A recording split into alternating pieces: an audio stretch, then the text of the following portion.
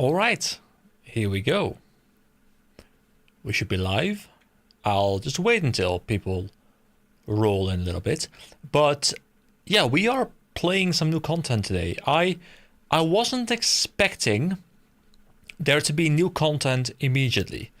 I know that there was the whole Gridmaster thing, which sounded rather interesting to me. And I expected it to be some downtime with like no event going on, but immediately, like Gridmaster ends, and immediately they're like, you know what, let's have speedrunning worlds. Now, I am generally not really a speedrunning kind of person. I like to take my time in games. Sometimes when I get really good at the game, it's like a platformer game or something, like I'll enjoy speedrunning just because I'll have played it like hundreds of hours, know all the levels by head, and I can just roll through it. At that point it becomes fun to me, but generally because I don't really get that level of experience in a game generally, I'm not the biggest speedrunner, although I do really enjoy speedrunning stuff like dungeons and MMOs, like trying to optimize dungeon runs and stuff, and getting tactics where you can squeeze off like 10 seconds of a boss fight or something. That is fun to me. So I have no idea what to expect, and I don't know if it's going to be something that I enjoy doing, or if it's going to be something that, well, doesn't really pique my interest whatsoever. Also, let me re-enable my sounds because my RuneScape sound was off. So yeah, welcome to Speedrunning Worlds. Speedrunning Worlds are worlds where you can repeatedly play quests as many times as you want. Your main aim on these worlds is to complete quests as fast as you can set new best times. In doing so, you can unlock speedrun trophies and earn speedrun points. To get started, just head to your quest list in the journal panel and select a quest to speedrun. Good luck. Okay, so get started. Okay, so we do have to make a new character. That is interesting. So do we get all the stuff we need for the quest, or do we have to do preparations ourselves? How does this work? We don't know. Let's once again just make let's make hold on, where's the genders? Oh, body type. Yeah, cool. Of course. Well, we can't have genders anymore, guys. Genders no longer exists. Nowadays, it's body types. Let's not get into that. But yeah, it's a thing. So let's see. What do I want to rock today? Yeah, that is definitely the body type that I want to rock. Yeah. We're a girl with a beard because that is what 2025 allows us to do. I want to have the most provocative kind of look possible right now. There we go. This is quite provocative. So here we go. I need to have no sleeves on my arms. There we go. This is beautiful. Now for my hands, I want nothing. There we go. Legs needs to be like as short as possible. The shortest possible skirt. There we go. This is beautiful. And for feet, can I just have? Is there even a change? Oh, it's just like slightly larger or smaller boots. Okay. Then for hair color, we must go gray, because gray is wisdom, right? We need wisdom for this speedrunning. And then we go all black. Yeah. This is just beautiful. Oh yeah, and just to contrast, I need to be as pale as humanly possible. Yes. Here we go. Oh, Avocadia Maniac has achieved a new amoxicillin personal best of 125. I'm assuming that's a boss kill or something. I don't know. So now I can go to a quest, right? And I can click. Oh, they're sorted by length. Oh, so these are the only ones that are speed runnable. Is that how it works? Is the rest not speed runnable? Are these the speed runnable quests? Okay.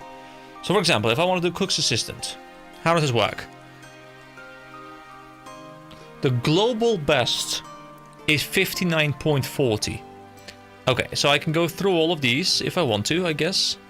Yes. Let's do cook's assistant because we're a pleb and... Wait, set up speedrun.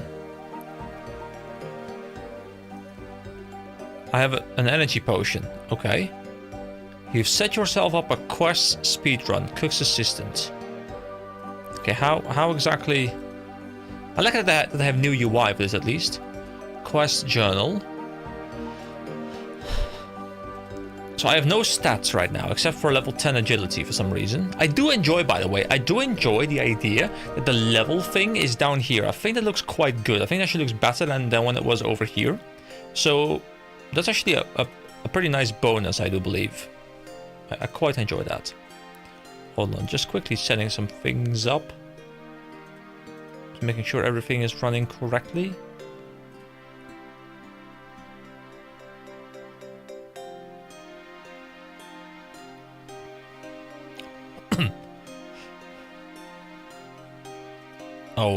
Okay, there we go. So hold on, let me go back to this menu, Cook's Assistant. So info. While on Speedrunning Worlds, you can select a quest to speedrun from your quest list. Selecting a quest will open the speedrunning panel. From there you can view information on the quest. You can then use the Set Up Speedrun button to teleport to the start point. Doing so will also give you the relevant unlocks and items for the quest. Once you have selected a quest, the speedrun will begin as soon as you start it. This will start a timer that is displayed on your screen. The timer doesn't stop until the quest is complete. Logging out will pause the timer, with it resuming when you next log in. If you are fast enough, you will unlock a speedrun trophy upon quest completion. Each quest has 4 main trophies to unlock: bronze, silver, gold and platinum. The times needed for each trophy are detailed on the speedrunning panel. Unlocking trophies will earn you speedrun points. Each bronze trophy gives 10 points, silver 30, gold 80 and platinum gives 200 points. Any points you earn while speedrunning are transferred over to your main profile. They can then be spent in a rewards shop found in the Rock Square, which we have, or I have quickly checked out before because I was pointed there. For an extra challenge, each quest also has a diamond trophy to unlock. This trophy gives no points, but earning it is the ultimate way to show your speedrunning prowess.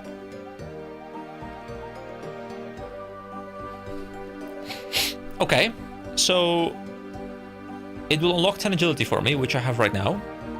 And we get 100 coins and an energy potion. Now, for this quest, right? Like, can't I just go and grab the items that I need for this quest, come back here and just like hand it in immediately and be done? Because, hold on, we're actually gonna play the game properly now and not just go blind. So if I go over to the wiki and do Cook's Assistant, I need to make a pie, right? Or a cake. I need an egg, a bucket of milk, and a pot of flour. So, do I just go and grab those things before I go here? So the pot I can fill up to make a pot of flour. And I need a bucket, which spawns down in this area, I do believe.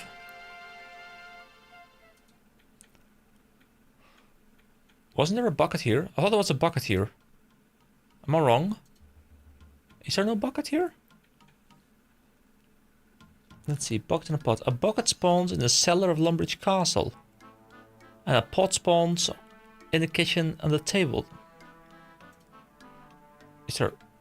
There's supposed to be a pot here. I mean, I guess maybe it has been taken and it's going to respawn in a moment. So I'll just sit here for a moment and see if it respawns.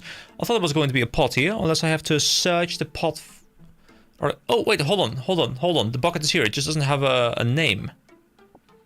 Okay, so the bucket, I can get a bucket of milk, right? The pot of flour is easy to make as well. And the egg is easy to get as well. Okay. So can I go prepare all these things, or will my inventory be emptied upon starting the quest, resulting in me having to run through this again? Because I feel as though this is, you know, like the easiest diamond trophy possible, because this is a quest you can just hand in from the very start. So it's just about how quickly can you click through the dialogue, right? So I guess I'm probably missing something somewhere, but I still want to give it a shot and just kind of see what's going on. Also, let me verify my live stream is working correctly, because I know I'm talking to myself right now, so let me click Let me create my own profile and see if I'm indeed live. I am live. Beautiful. It works, yes. Okay, great, great. Thank you, thank you. Also, hello, hello, hello, and welcome. Welcome. So I have no idea what I'm doing today. We're just going to be trying this whole speedrunning thing. I am a terrible speedrunner in most games, so it will be absolutely terrible. But someone asked me to check it out, and I deliver. How are you guys doing? So for myself right now, what I'm trying to do is I'm trying to do the preparations for Cook's Assistant. I don't know if I can do preparations in Speedman mode, because it would kind of defeat the purpose, I feel. But, you know, we'll just see what happens to my inventory upon starting the quest. I'll get the bucket of milk in just a moment. First, I'll go get the flour. For the flour, I need some wheat. And put the wheat into... Wait, hold on, where am I going? This is not where I'm supposed to be going. I'm going the wrong way. I am an idiot.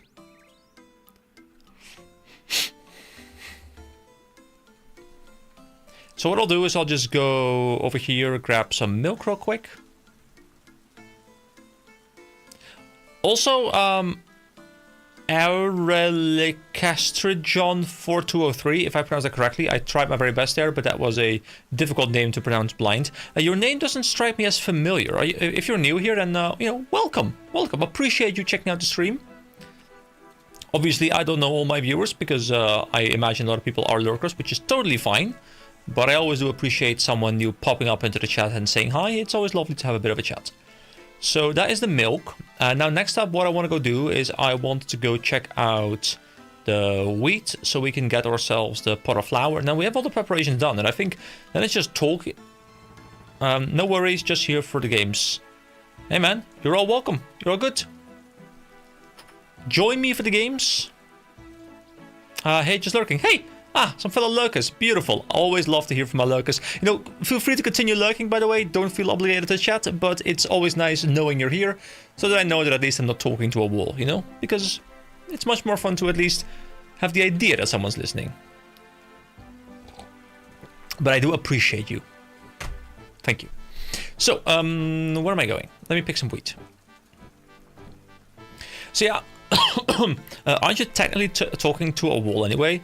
I mean, to be fair, there is indeed a wall literally behind the monitor, so in that sense, you are very much correct, yes. I think 2 is sufficient, right? Yeah, probably. So yeah, I am talking to a wall. Technically, there's actually a like a sound-absorbing panel that is behind the monitor to make sure it does like less reflections, like bouncing back and forth to make the microphone sound better. So in that sense, there's at least something between me and the wall. So I don't know. Anyway, what I need to do now is need to fill the hopper, I think. Yeah, fill the hopper. Okay. Climb down the ladder. Actually, wait, did I? No, hold on. I had to do more. I had to pull a lever. There's a hopper control. Here we go. There we go. By the way, also, look at my character. Don't you think she is just the most beautiful woman you have ever laid your eyes upon? Just incredible. It's just absolutely incredible. Okay, now we head down the stairs. And we grab the flour. Okay, so now I use my Lumbridge Home Teleport. And if I am correct, then literally all I have to do right now is talk to the NPC, start the quest, cook the cake or the pie or whatever, hand in the quest and be done, right? Actually, I don't even need to make the thing myself. I think I just give the ingredients over. So let's see if I can keep these ingredients or if I just completely wasted my time. So, talk to cook. What am I to do? Okay, so hold on. Normally you guys see me reading everything out meticulously, you know, diving into the lore. Now you will see me spacebarring to the max. What's wrong? Here we go. Spacebar. There we go. It's done, right? Oh. Oh, no, it's not done. Oh, okay. Okay. The pot. The bowl. The buckets. Okay. Okay. Go, go, go, go, go. Go, go, go. Get the bucket. Okay. I wasted a little bit of time, but apparently the things are removed from my inventory, which to be fair is good because then you can't prepare yourself. Okay, so here we go. Here we go. I know the route now, guys. I know the route. I know where I'm going, okay? So how much is this? This is this is plus 10 only, right? But it's 4 charges, so I can recharge 40. Okay. And I guess agility to level 10 is just so that I have a little bit more of a way. Oh, I have Quest Helper on. Oh yeah, I tried playing with Quest Helper a little bit in the previous live stream, trying to check out what it was like. Okay, let me try and keep my brain cells somewhat active. So obviously I won't be getting diamond, but diamond probably requires more advanced tactics than I currently have available to me. So we go over to the dairy cow. Oh, but now oh yeah. Oh, okay, okay. Jagex, thank you very much. You are smart because what they did is they refreshed my Lumbridge home teleport. That is a beautiful idea. I love that. Okay, here we go. Here we go. We get the egg. Grab the egg. Here we go. Yeah. Yeah, and now walk over there. Go, go, go, go, go. So, if I can get gold, I think I'm fine with it. I don't know. I guess it's going to take over. Like, diamond's going to disappear and it's going to go into the next one, which is going to be gold or like platinum, I believe it was. Oh my god, platinum is only 15 seconds off. Oh god, I'm actually really, really slow. Go! Okay, pop all these. Pop all these. Okay. I mean, to be fair, I could have saved a little bit of time because at the start I didn't know that my items were gone, so I messed up like a couple seconds. But still, that would not have gotten me to anything great. Okay, come on, move, move, move! Climb up! And up! And... oh, put it in, put it in! Oh, I clicked the wrong thing. It's even flashing. Okay, now... this thing, click it, click it! Climb down. Oh, I can only climb down once. I want to climb down twice. Come on, come on. Down. Empty. What? Home teleport. Oh no, I won't make it. I won't make silver, guys. Wait, will I even make bronze? Will I even make bronze? Okay, yeah, I will make bronze. I will make bronze. I thought it was going to be 3 minutes. I will make bronze, but I'm not too happy about that. I thought I could at least make gold here. There's probably some tactics you can deploy. I would really be interested to see... oh, here. Click, click, click, click, click, click, click, click, click, click. My space barring is good. Okay, here we go. Speed on duration. 305.40. Personal best 305.40. Okay, there we go. Speedrun trophies 1.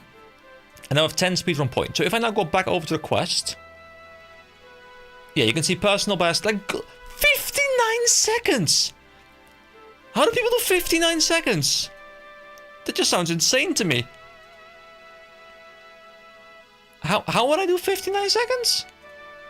Do people use like... like... can I grind my ass off in this mode? Or is it just always like a... I'm assuming it's like a standardized approach, right? Like if I go to a different quest, I'll have different items on me. And I'll be different levels. So hold on, let me see. If I go to Vampire Slayer, for example, and I do set a speedrun. Then I have this state of being. And so I have tuna. I have energy potions. I have 8k coins. And I have these levels.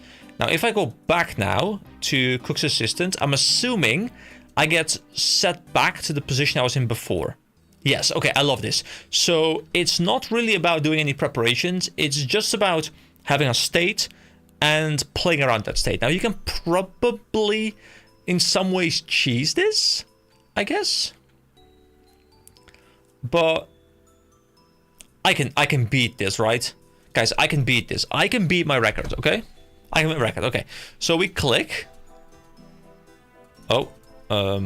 Here we go, and start. I'll help you. Go down, go down, go down. Quick, quick, go down. Come on, character, come on. Okay, get the bucket. Is there a closer bucket, maybe? Like, is there a bucket at the cows, maybe?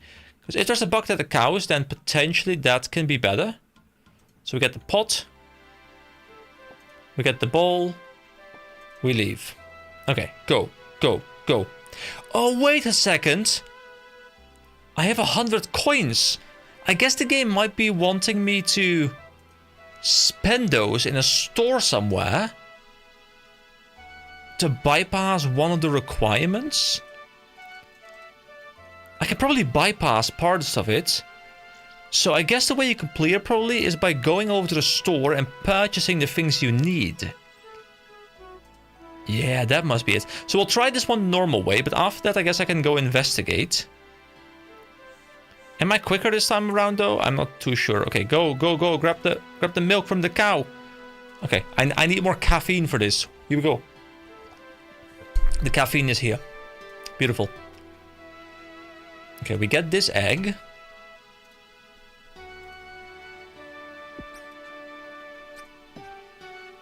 Wait, did I just attack something? Did not mean to do that. Run across.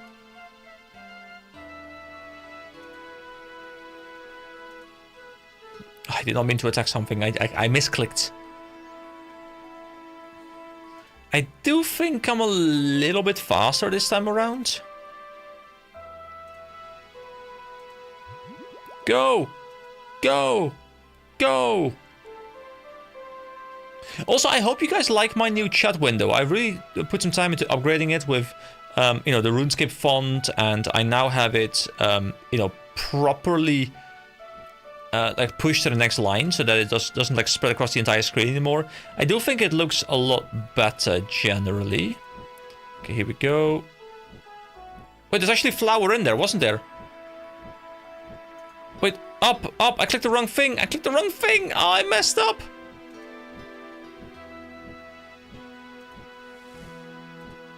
Pull the lever! Pull the lever! Go down, go down, go down. Go down again. Down. Grab the flower. Teleport. I am faster, but still not fast enough. Yeah, I kind of just messed up there a little bit. But yeah, there must be a way to cheese this using a store or something. And it's neat. Okay, thank you very much. I appreciate that. I put a lot of time into that. Apparently, it requires you using custom CSS to set it up, which I had never messed around with. Now, I have done a little bit of programming in my past, so I knew what was going on a little bit, but in the end, I ended up just asking ChatGPT to... Wait, hold on, did I miss something? Wait, hold on, didn't I have everything? I mean, I guess I can restart it, right? Abandon speedrun. Yes, and reset it. Okay. I'm assuming we can in some way cheese this, because otherwise people can't get under the mounts. And there must be a reason why the game is giving us coins. So what I'm thinking is I can bypass one or multiple steps by going to the general store over here.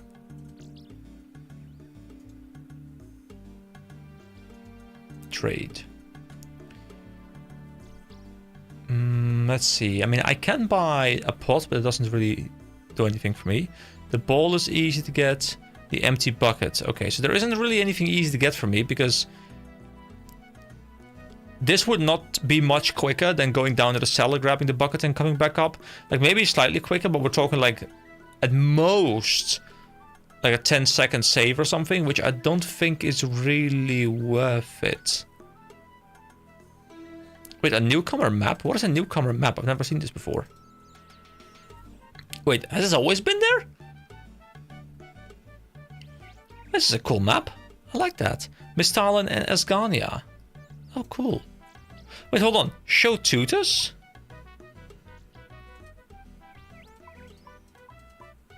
Don't know what tutors they are, but that's cool. Okay. How can I speed up this process? Hey, there's an onion here. I could have grabbed an onion from here all those days ago.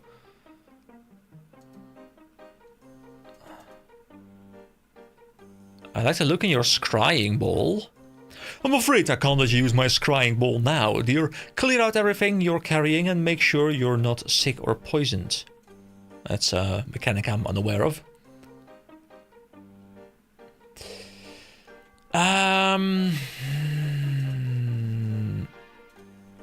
I'm trying to find a way to make this easier, because there has to be a way. Because you can't tell me that I can save like 2 minutes on the run I'm doing right now, because most of it is just actually running. So this is just a beer. I don't want a beer. How could I cheese this? I'm assuming someone in the chat right now is sitting there like, I know. I mean, there's a cooking tutor. Does the cooking tutor also sell stuff?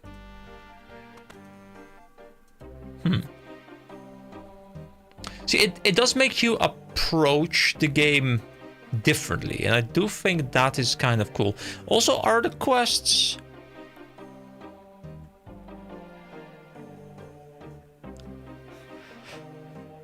Most of the quests actually are free-to-play quests.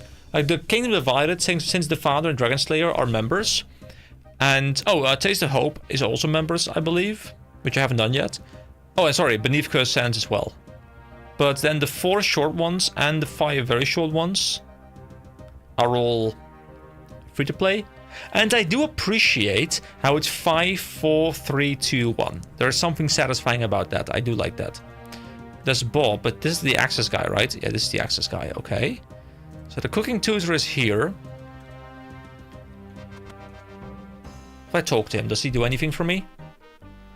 I'm not really interested in learning about cooking, but I'm interested in learning about buying more things.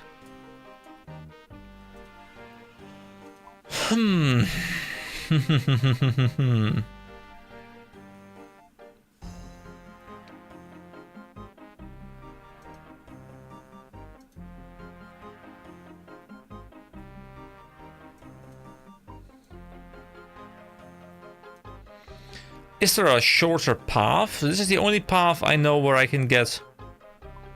Sorry, up here is the only path I know where I can get the wheat. Can I think outside the box somewhere? Is there a box to be thought outside of? Temple of the Eye.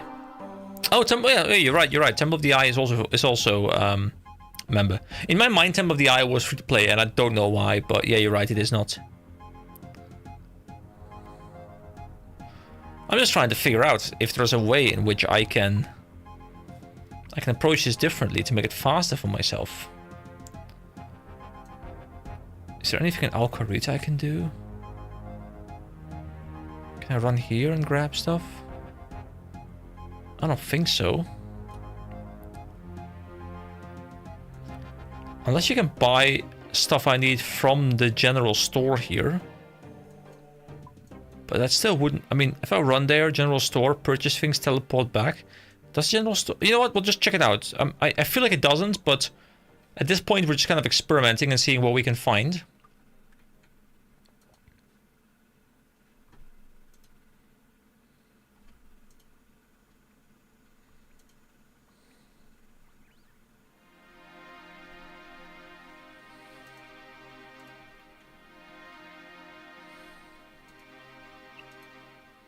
Because maybe this is what they gave me the coins for.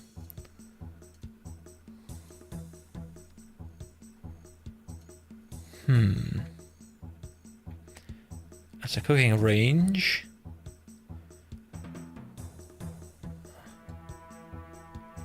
Okay, so the general store is in here. Let's trade him. No. I was thinking maybe for some reason he has like buckets of milk already prepped and like flour already prepped, those kind of things, but he doesn't. So I don't see a reason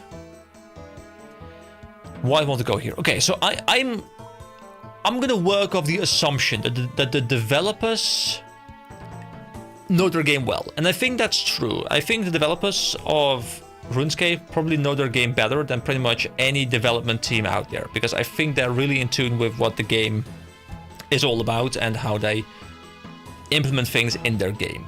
So based on that assumption, the items they give me must be some sort of a hint as to how I can complete this quest the fastest, right? So I'm getting 100 gold. What can I use 100 gold for? Is there anything I can buy with 100 gold? So there's a bank up there. They didn't like put stuff in my bank, right? That'd be really weird and very gimmicky. And I'm assuming that's not the case, but I do at least want to go check out if there's anything in my bank. Or probably not, right? That'd be really weird.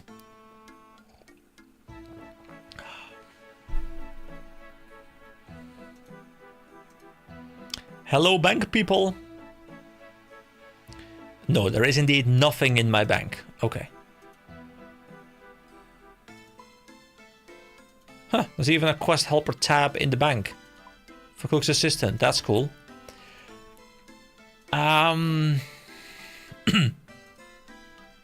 Yeah. Yeah. I'm a little bit lost as to what I can do. Now, obviously, I can probably, by optimizing my running and stuff, I can squeeze off a little bit and I can maybe push into the next tier. That would be very much possible. Like, you know, squeezing it at 245. I've been there at like 305.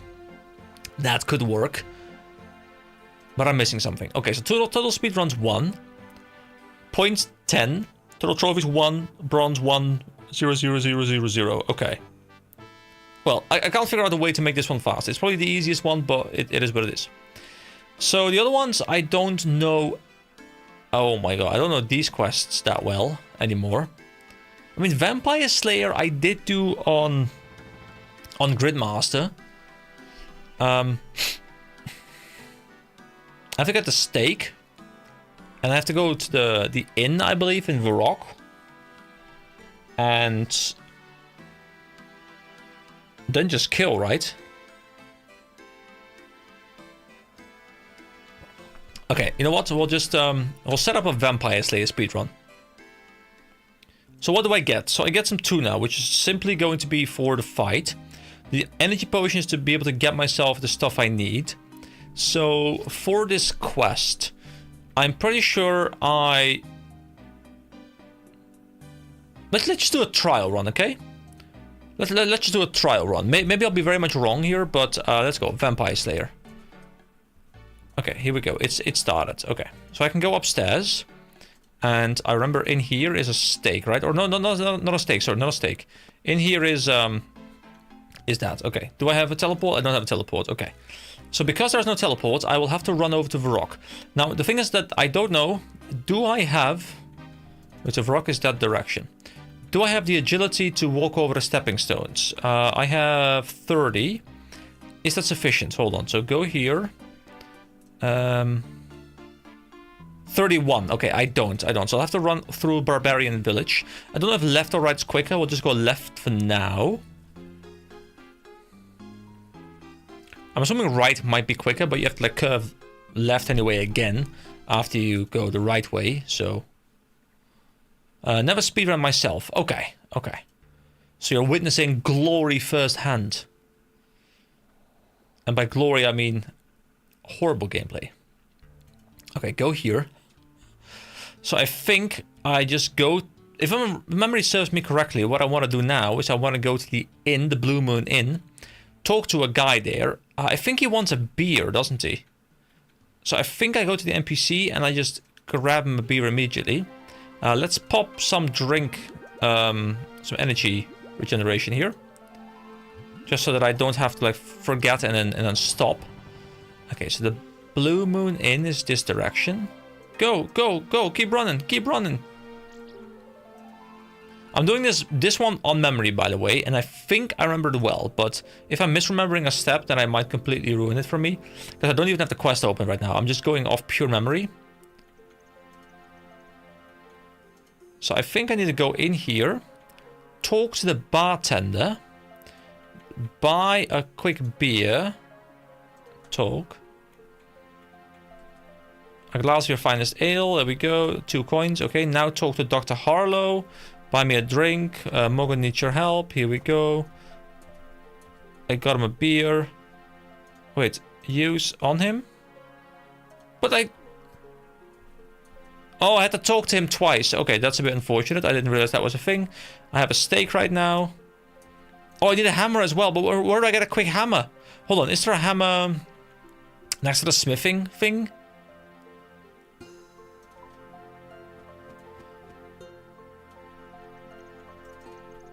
People already done at this point? There isn't a hammer here, is there?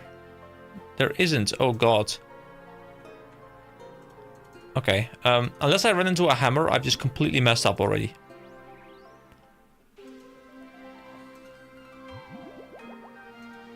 I'm just trying to keep my eye open for a random hammer spawn somewhere. I'm assuming there isn't one, but you never know. Maybe there's a store in Draenor that sells hammers? Probably not, right?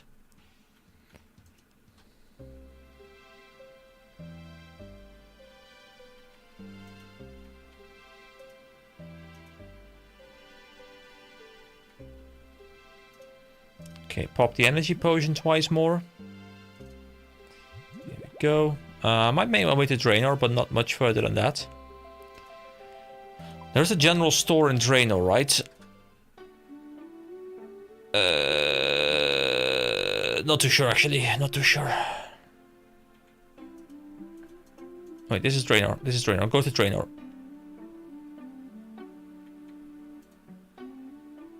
I wouldn't have to go to Draenor. I could have... I should have gotten one in Varrock. But at least I can figure out where it is now. Is there a general store here? There isn't. Okay. Now, I'll just reset it. Where can I get the hammer? Do they sell a hammer in the general store? So can I just go here, there? Hold on, let me quickly Google this because I don't want to run there just to check it out. So, Varrock general store. I'm assuming I can see what they have. Yeah, they sell a hammer. Okay. Smithing tools can also give you a hammer. Okay, that could be interesting as well. But I do think... I think my pathing is correct then. So the fastest way, okay, is I start in Draenor. I run up.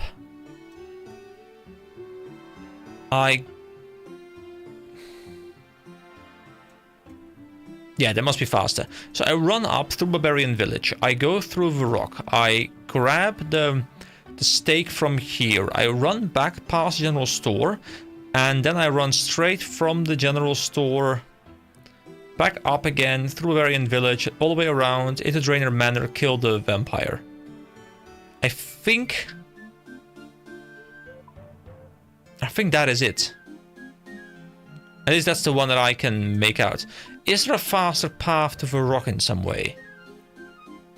I don't have agility, so I can't use the stepping stones, which I would have loved, because I would have run this way. Is this path faster? No, it's not. No, it's not, right? No, it's not. I don't think it's faster. Yeah, I think my pathing is good. Okay. Let's go for the least bronze, okay? Abandon speedrun. Yes, reset it. Talk to this guy. And here we go. Here we go. Go up.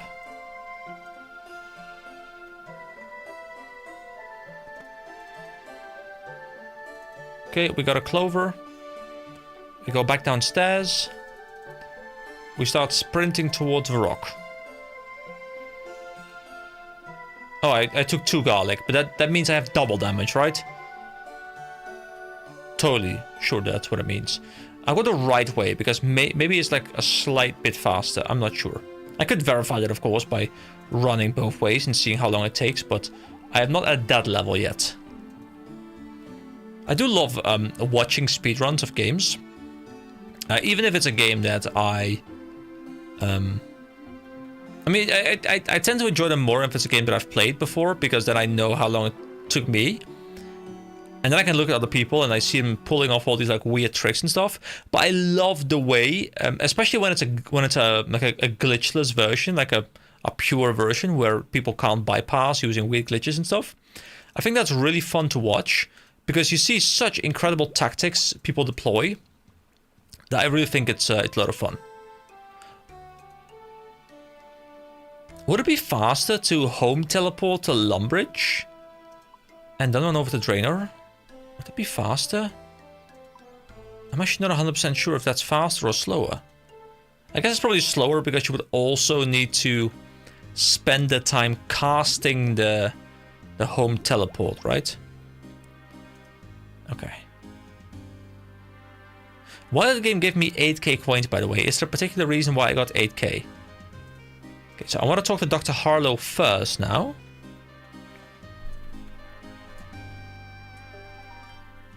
Okay. Go to the bartender. Glass.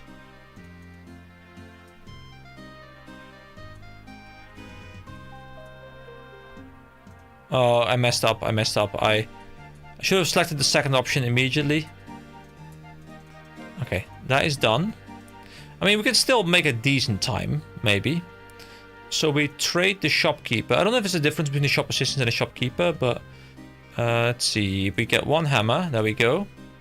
It's been gotten.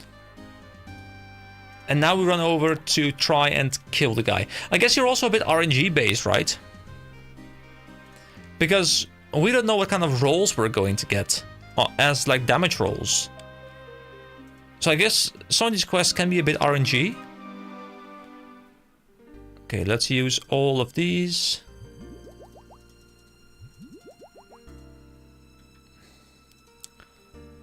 Let's see if we can get at least bronze. I would love to try and get silver maybe, because I feel like my approach is decent. But we're already approaching platinum and we're not even at the fight yet. So at this point I'm happy with bronze. Let's go this way. Oh, I could have just like... That took me like 2 additional seconds. For no apparent reason. Yeah, I'm not sure this path is faster. I feel like it's probably slower, maybe. I mean, maybe not. You can just stick close to the edge here. And the total travel distance, I think it is shorter.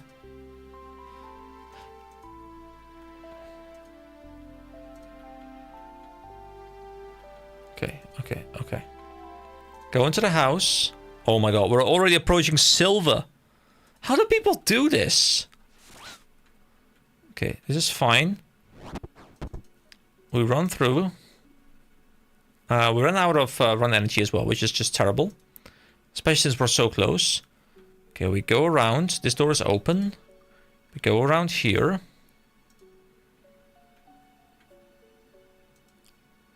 And walk down these stairs. Is this so I can pick up some gear real quick to make the fight quicker? Like, is the getting gear part gonna take less time than the time I spent here because of my lower damage? I have no idea. Okay, let's see. Okay. With some like insane luck, we could technically still get silver. Actually, I don't know if the quest ends here. I guess the quest might not end here. I guess the quest might end when we're back over at the NPC, right? So I guess bronze might still be challenging.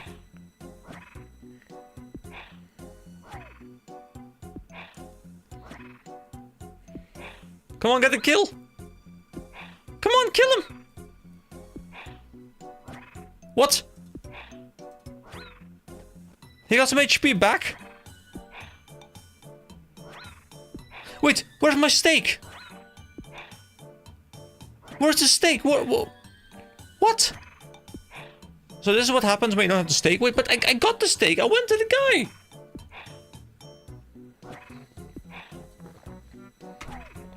What? I am so confused right now.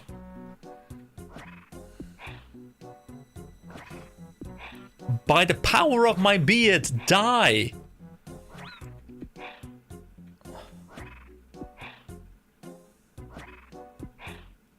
You also can't level up, by the way, so you're stuck in here in this state of the game. Like, you can't just be like, hey, I'll just go to a state, I'll grind up, and then I'll cheese it. Like they really thought of things so like you can't cheese the game in any way, I think. Okay, so I guess I didn't have the steak. I don't know what happened there. I would have gotten bronze probably at least, but honestly, guys, I don't know how much I'm enjoying this. I mean, I think it's fun trying to figure out how you do these things fast. Which, let's see, if I actually click on this thing, for example, well, what do we get as unlocks?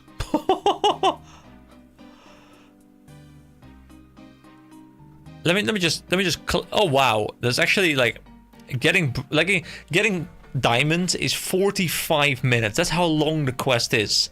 That even with high-end speedrunning tactics, it takes 45 minutes to complete. The global best is 42.5 minutes. That showcases how long the quest is going to be. You get so many... Oh, hold on. I wanted to see what this is like. So set up speedrun. Oh, it looks so cool. Hold on, what kind of gear? Oh, I have a cool cape. So this is what it's like to feel endgame. I guess. Also, I'm a bit laggy here. So I am currently in a place I've not been here before. It's in Mauritania. I don't want to explore more because I want to see what it's here. But I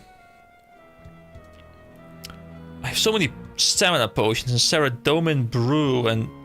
Oh god, are these unlocking for my bronzeman account now? Oh, I think it might have messed up a little bit. It's not the biggest deal because I kind of know what I've gotten so far, but Actophile.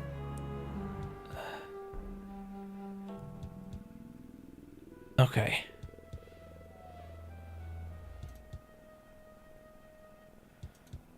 And this is the longest one, I guess. Dragon Slayer 2 Diamond is 1 hour. The best is 55 minutes.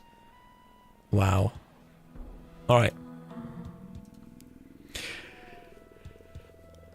Okay, what I'm going to do is I am going to swap back to the main account. So, you know, I wanted to at least experience what it was like, and honestly, I am having fun. It's not that I'm not enjoying it, but I really feel like this is the kind of game mode that is really fun to do when you have nothing else to do anymore, and you're just doing it for the rewards. And I guess there's a whole community around speedrunning and stuff, and it could be really cool. But to me personally, as much fun as this is, I think I'll enjoy it more. You know, just progressing the main account. I think that's gonna be more fun. So what am I wearing even? Abyssal Whip, a Dragon Defender, Bondo's Chestplate, Bondo's Tassets, Nested Not Face Guard. OSRS speedrunning is very niche, yeah. Yeah, I mean, I do enjoy it. I'm more of an observer when it comes to speedrunning. Like, I enjoy seeing other people put in the time. But I am much more a fan of, you know, watching a half-an-hour video about all the crazy stuff that people came up with and not being the one who spends 400 hours coming up with this stuff. Like, I enjoy the initial, like, figuring out a fun route and trying to, you know, like I just did with the 2 quests, like trying to figure out how I can probably approach it. But then once the initial checking it out is over, I don't really enjoy the nitty-gritty, like crunching the numbers that much anymore. So what I'll do is I'll swap back over to a normal world, and we'll just continue the main account for a bit.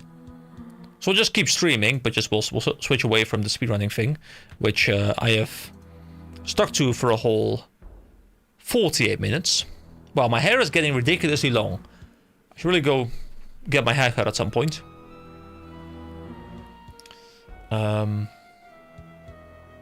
I'll just go to a 750 skill total world. I don't really care too much which world I want right now. I don't really have a particular thing that I want to do right now either, so I'll just kind of have a moment. Oh, 750 in non-member skills. Oh, wait, that's non-member world. Oh, whoopsie. Whoopsie.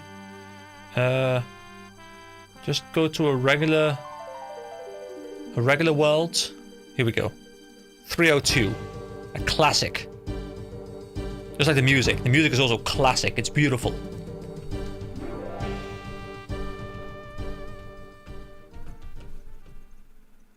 What are these messages in my inbox, by the way? Oh, it opens up the site. Oh, that's just billing. Okay. Okay, so here I am. It's me. It's EK properly. So, let's see. What is it that I want to do today?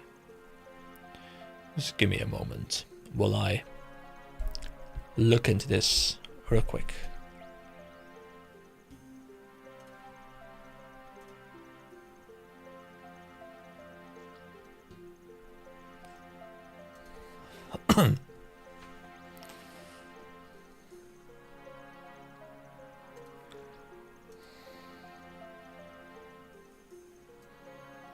Oh yeah, what I wanted to do is check out Fossil Island a bit. Well, I wanted to do that last time, but unfortunately, I didn't have construction levels back then. But now I have construction level 31, so now I can do that. How do I get to Fossil Island from here, though? Do I have to go back to the boat? Do I have to go over here? Yeah, dig side to Fossil Island. Okay, I guess I have to go there. I think I can build a bank there. I'll just keep these things in my inventory, and we'll check out what we have to do there first, because I don't know, and I think I can build a bank there, so I think we're fine. Maybe there's even a bank there by default, I'm not quite sure.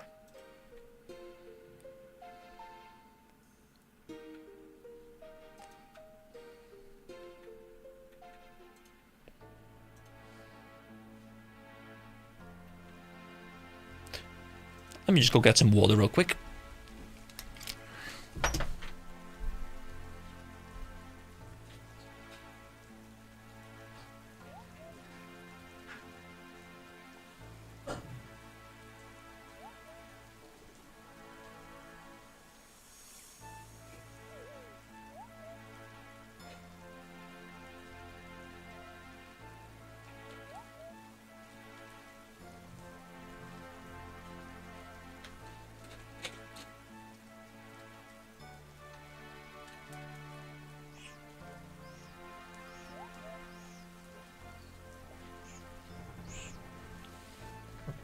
All right, a whole bottle of water, or as the British say, a bottle of water. I got myself the bottle of water. All right, got the blanket again. You know, can't get cold as I'm sitting here, and heating isn't free, but putting this blanket on is. All right, so I think I go here, probably.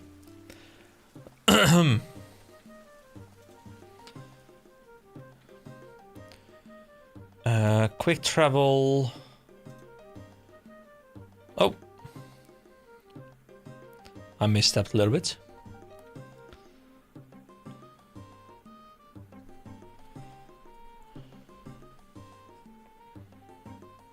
All right, here we are.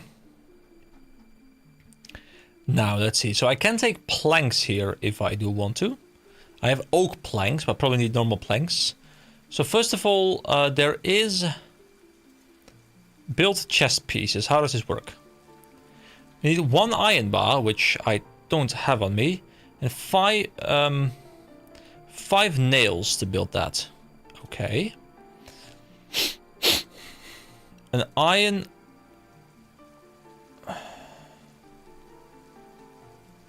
Okay, I want to disable the quest helper because it's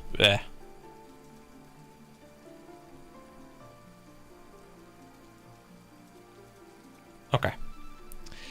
Now, can I? Is there a different bank I can access as well? There's a bank up there.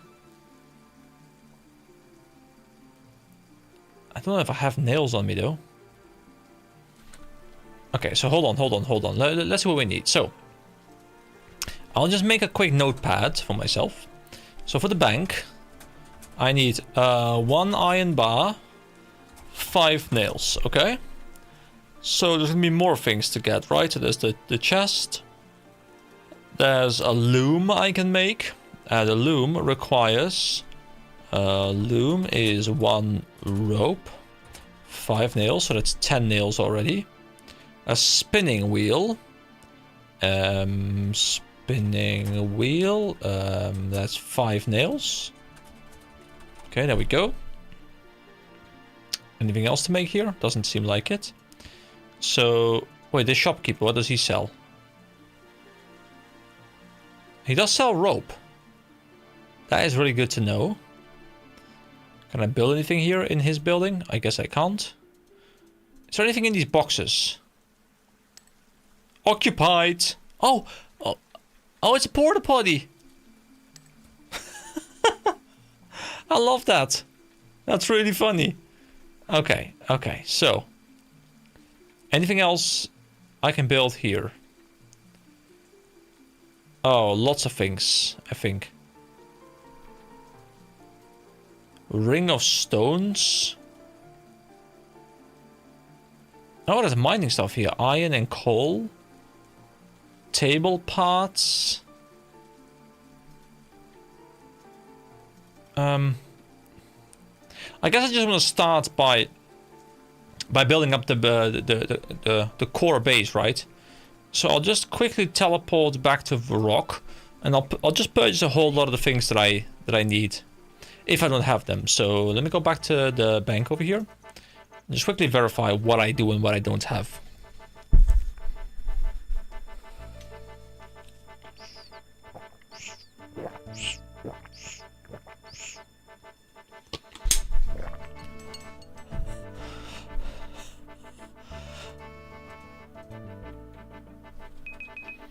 Okay, here we go. So, do I have nails? I do have mithril nails, which I suppose I could just use, so that's fine. What about iron bar? I have 1 iron bar, which is enough for the bank, which is all I need.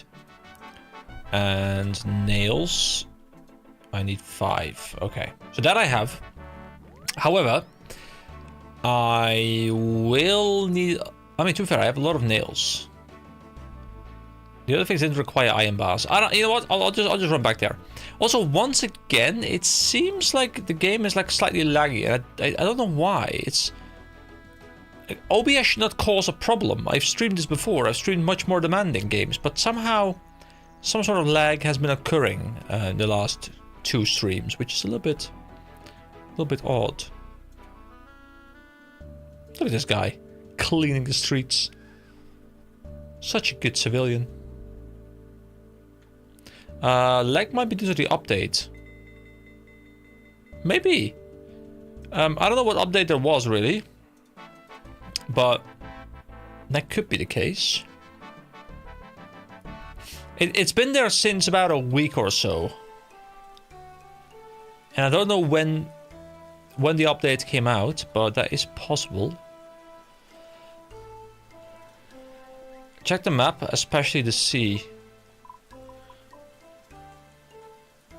Oh wow, wait, hold on. Are these all sailing related things? Is everything I'm seeing right now sailing related?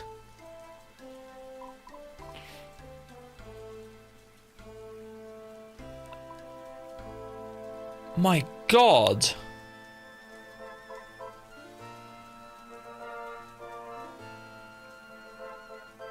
They are going big. Wait, is this new stuff? I don't think the map went this wide, did it? I'm pretty sure the map is bigger now. Maybe? This is new. I might actually do a live stream on release day of sailing. Now, I am imagining that most people, you know, they'll be hanging with the big streamers who probably are also doing a day 1 stream. So, you know, I'm expecting to have to compete with them. But yeah, I might do a day 1 sailing stream just so we can check out sailing together for whoever is interested in that. For now, though, let's quick travel again. Wait, what if I press embark? What happens then? Can I choose? There is no... Oh! Travel. Travel. Okay, so embark just puts me on the boat itself. Oh, okay, I see. I see. Wait, hold on. How do I leave this? Do I talk to him again? Okay, yeah, that was really, really unnecessary. So always quick travel. I got it. Okay, so we built the chest pieces. We have what we need for this, right? Oh, we even get some construction experience. That's beautiful. Okay, so now we can use the bank chest. Don't mind, like, look at how clean the bank is down here. And then you've got this upper part. It's just one big, terrible mess. Okay, so we get nails. All of them. And I need to grab a rope, which I was able to purchase from this guy. Here we go, get one rope. Wait, did I not buy rope? Oh, I don't have coins on me. Whoopsie. I thought I had brought them. So we'll just grab like 5k. There we go. So we have something on us that is not too big a deal. So trade. Get the rope from this guy. Okay. So now we should be able to grab the half-built loom. Oh, 1k experience. Damn. Level 32. You can now build a maximum of 26 rooms. And a combat room. And oak kitchen table, oak workbench, boxing ring, trailblazer globe, league statue. Guys, there are so many things I can buy I can build right now, but I haven't engaged with it since the Daddy's Home quest. So I should really go check it out because there's so much stuff I can do now.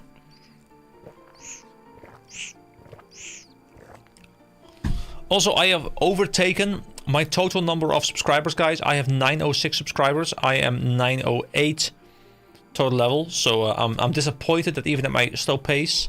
Oh wait, oak planks. Oh, do I still have oak planks in the bank?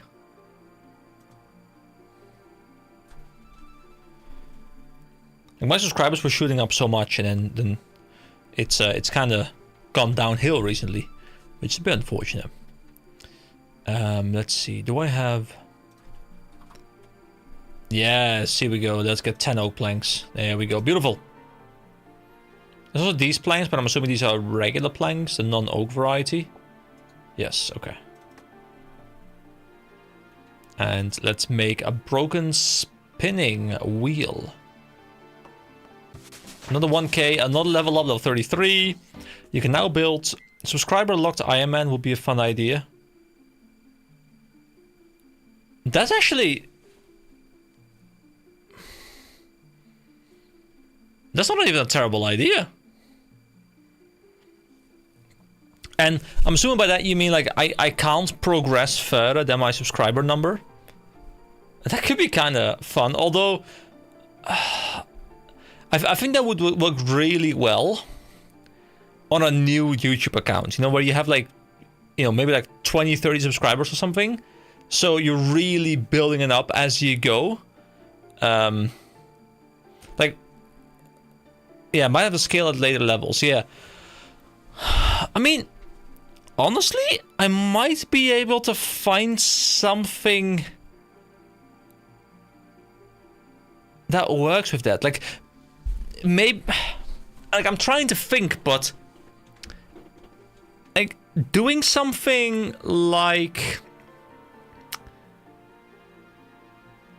Every 10 subscribers...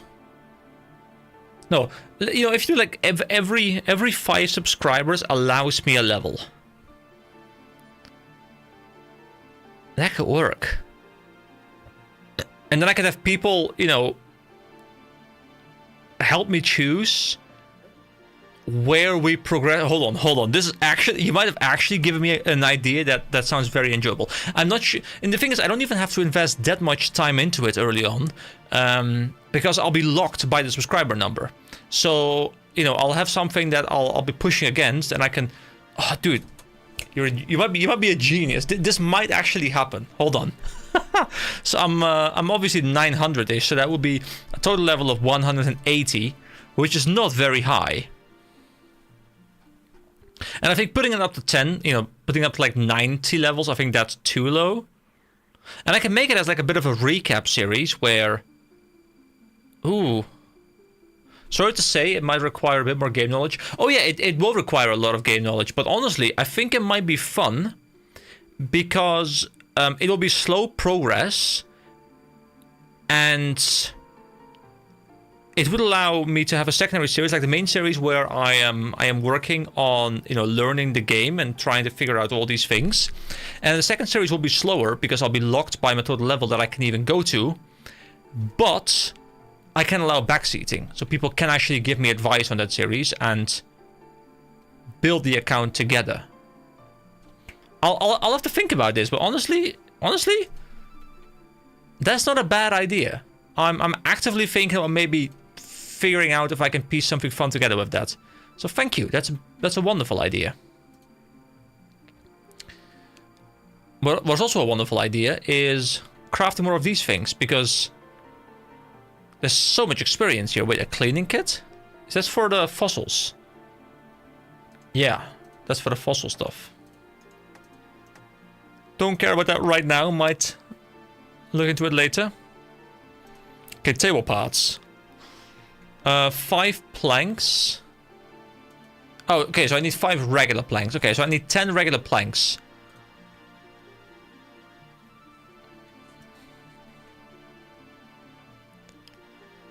Oh, and a fire pit. I wasn't totally serious, but if you're actually considering it... Yeah, I mean, I know you were just joking, but honestly, you know, if I can... Oh, wait, tinder box. I'll go get that.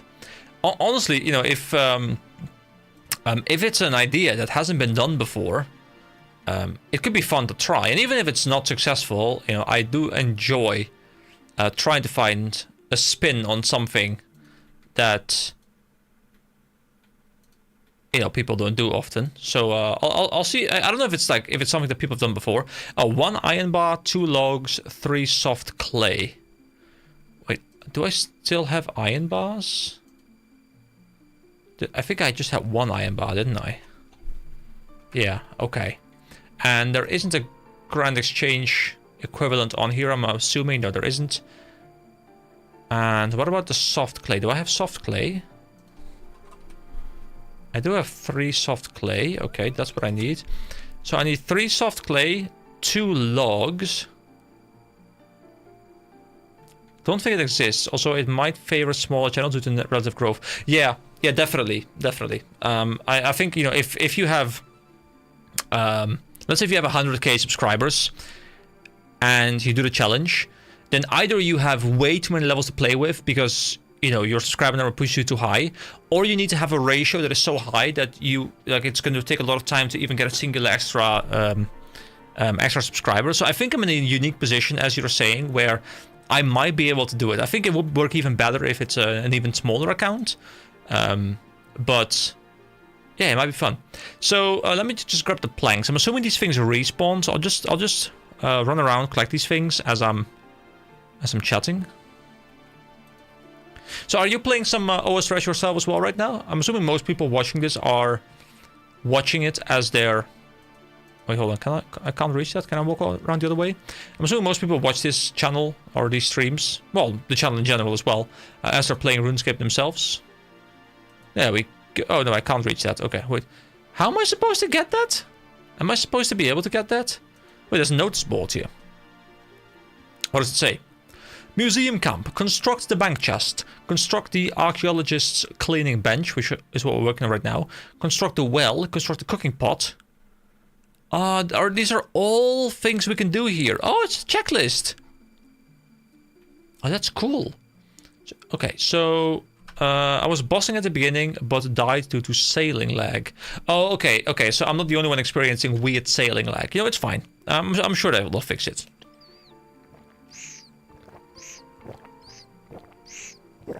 Rest in peace, though. Rest in peace. Okay, 2 more planks. I guess I respawn rather quickly anyway, so it doesn't really matter that we can't get that one. Let's see, how long does it take? Like 30 seconds or so? It's also an empty plant pot, I don't know why.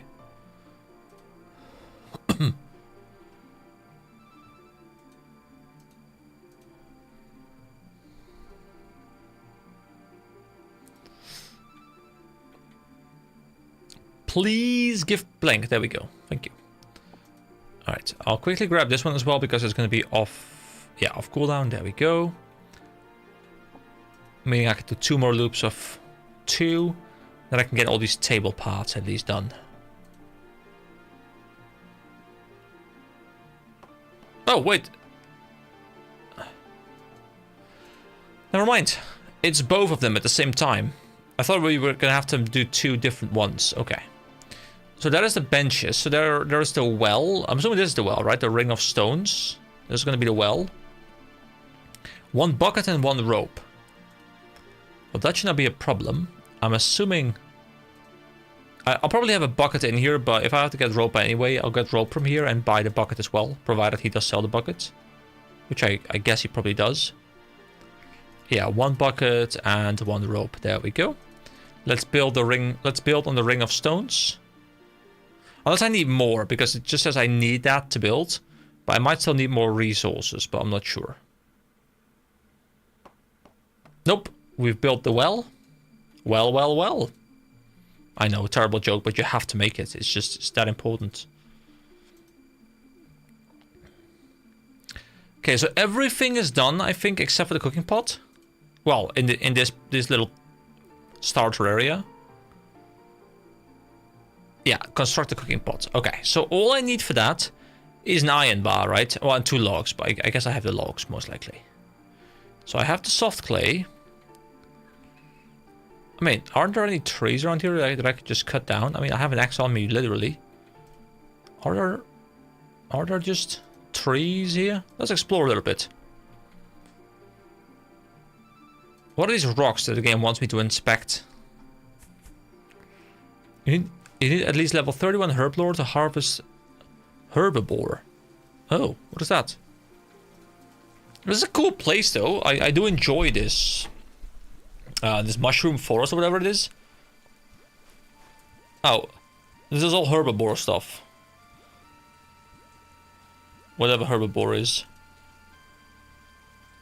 I was expecting Fossil Island to mostly be like, you know, dried, fossilized stuff. There are trees here, but what kind of trees are here?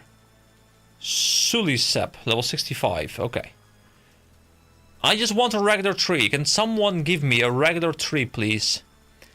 I would appreciate that.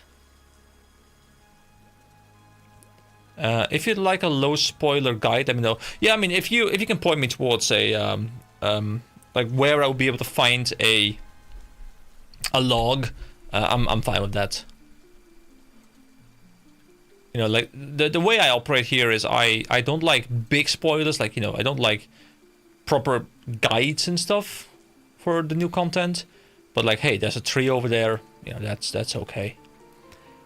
I'm not you know, looking to go like 100% blind, no guides allowed whatsoever, just minimal guides. It's a cool place with all the mushrooms and stuff. Wait, that goes into, there's a trapdoor. Where does the trapdoor bring me? And will I die? Maybe. Oh. A track called Fossilized. Ooh, level 139 Spitting Wyverns. I do not think Wyverns task only. It's for a Slayer task or something. I don't think I want to be here, but, you know, it's a cool place. Just not my cool place right now. Wait, is that like a big... Wait, hold on. Talk to Irene? Did it say talk to Tree as well, or was... No. Let's talk to Irene. Hello. Who are you? Hello, my name is Irene. I'm a chemist. So who are you? I'm a chemist. What is this pool? We're not entirely sure. I'm here to study it to find out just that. Have you tried drinking it? Well, someone drank it. That didn't turn out so well. What happened? Who was it? Are they okay? Well, she's still alive at the moment. It was my mum, Marie. She's a better chemist than me, but she likes to do things practically. This time it didn't work out so well for her. Lucky I was on hand to help. I hope she recovers soon. Me too. So, have you tried sampling it? Ah, yes, taking samples. We've tried all the methods we can think of, but it seems to, well, change somehow. What changes? The substance. It's almost like taking a finger of a human and assuming it will stay alive, I guess. The sample sort of goes inert once we take the sample from the main body of the pool. How awkward. Have you tried putting random things into it? Yes, we've had a bit of progress there. We've tried adding in a lot of things with varying results. The accident was the best though. Irene looks embarrassed. What happened? Well, I slipped and dropped a fossilized leg bone from something in the pool. It kind of ate it away. Was there anything left? Oh yes, it was quite interesting. It's as if it restored some of the biological contents of the bone and stripped all the mineralization of fossilization away. The bone was rather floppy though, like when you remove all the calcium and phosphate from it. Have you tried putting calcium in the pool? Calcium and phosphate are highly reactive. You would never find just those in any quantity. You could maybe find some within minerals around this island that could work. Okay, so I guess I can put stuff in the hopper, calcium and phosphate, but I don't know where I get that. So for now, we'll leave it at that. Alright, so ammonite crabs. These guys look kind of cool. Look at these crabs! Look at them!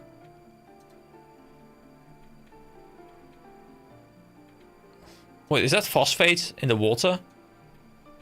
Like phosphate is like highly flammable gas, right? Or am I mistaken here? Oh wait, these things are aggressive, but I don't have proper gear on me. Oh! Hey! That's a viewer right there. That's kind of fun. Wait, I don't. Hold on. Let me see. Let me cheer. Can I cheer? I cannot cheer when I'm here fighting a crab. I was going to rhyme again, but I can't rhyme that well. I'm not a poet.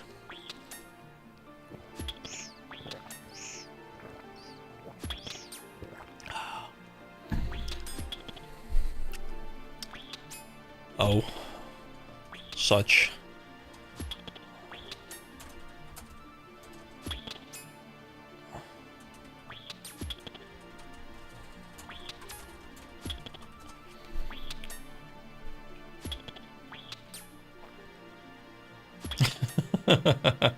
It's beautiful. I'm assuming he is not currently watching the stream. There's edible seaweed. What do I want edible seaweed for? Oh, you are watching the stream. Oh. Oh, cool. Well, hello then. I thought I just ran into you randomly, but maybe you you stream sniped me. But I'm still in need of trees. Just a standard tree. Just some logs. Now I could obviously go back over to the rock. That's you. Oh, your name in game and your name on YouTube are so different.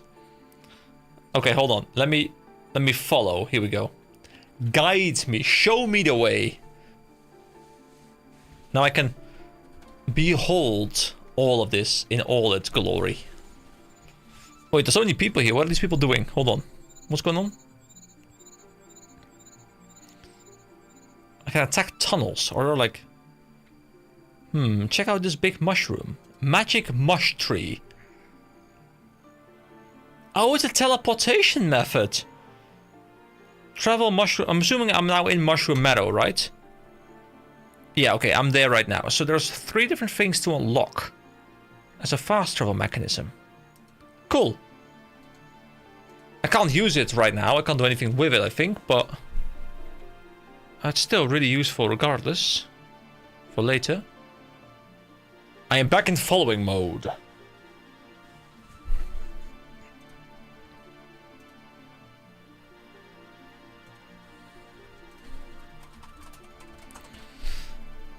You'll find the others eventually. Okay, yeah, that's what I assumed. And I'm assuming I just talked to them and it unlocks it or something.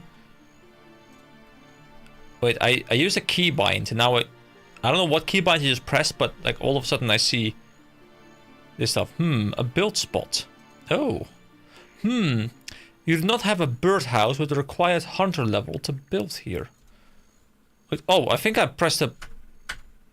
hold on, yeah. Alt.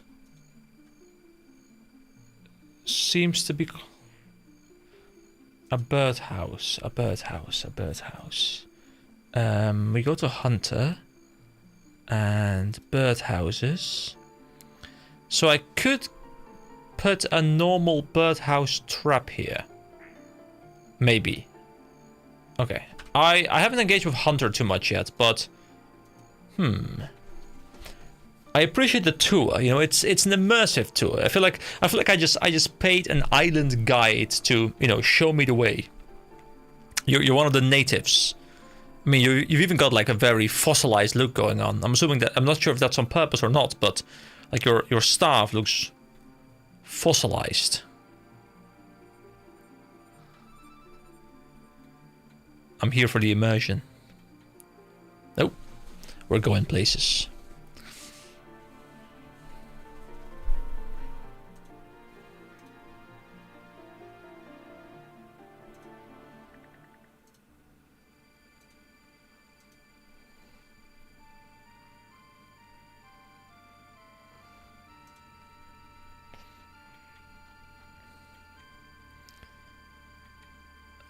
Rubber.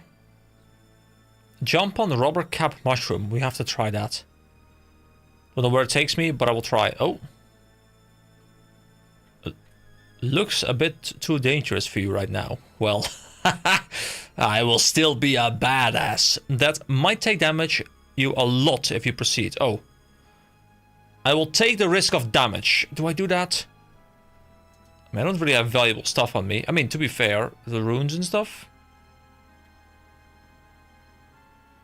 Ooh, do I click it? Do I click the button? Do I click the button? Okay, you know, I'll trust my guide. My guide knows. My guide knows not to click the button. I shall not click the button. The button will remain unclicked. I'll click it later. When I have nothing in my inventory.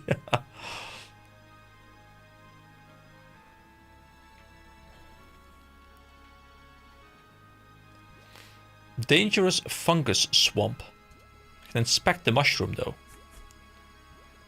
Oh, that's also... Oh, that's a herbivore thing. Okay.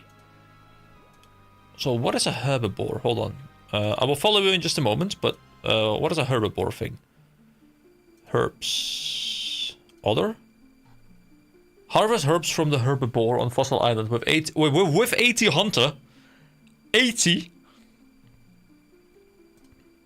Okay. Mass a bit far away. I'm not even close. I have 16 hunter. Well, technically I'm 3 experience away from 17 hunter, so... Oh yes, very hunter heavy area. Okay. So I guess I'll be returning here maybe for late game hunter stuff then. Okay. And then I'm assuming herblore is just like boosted by using the hunter method or something. Hello, John. Bye, John. Ooh, we're going into a new area. We're now heading into the volcano. Ooh. Birdhouse site. Oh, wait, can you get birdhouses there or something? There's not one of those mush trees. Cool. One of those giant mushrooms again. Raw bird meat. And that's my ship. You know, the thing is, I often look at these maps and I'm like, dude, it's like a giant island. But, you know, the game's world scale is rather low. Like, rather small.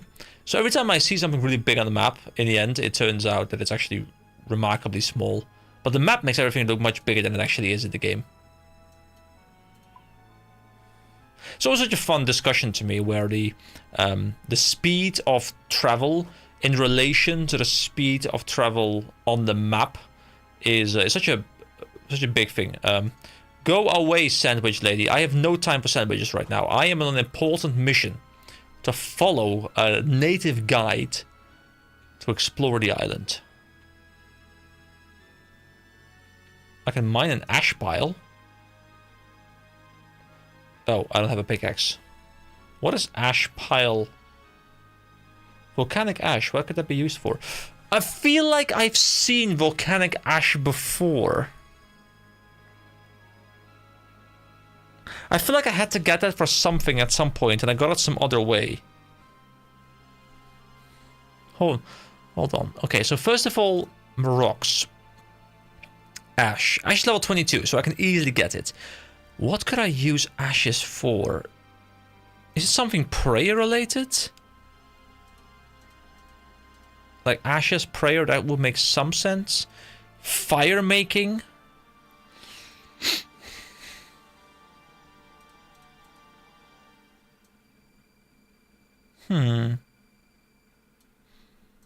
I'll try to remember that there is stuff here to do.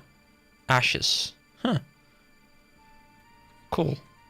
Ooh, I do like the lava texture in this game. It looks good.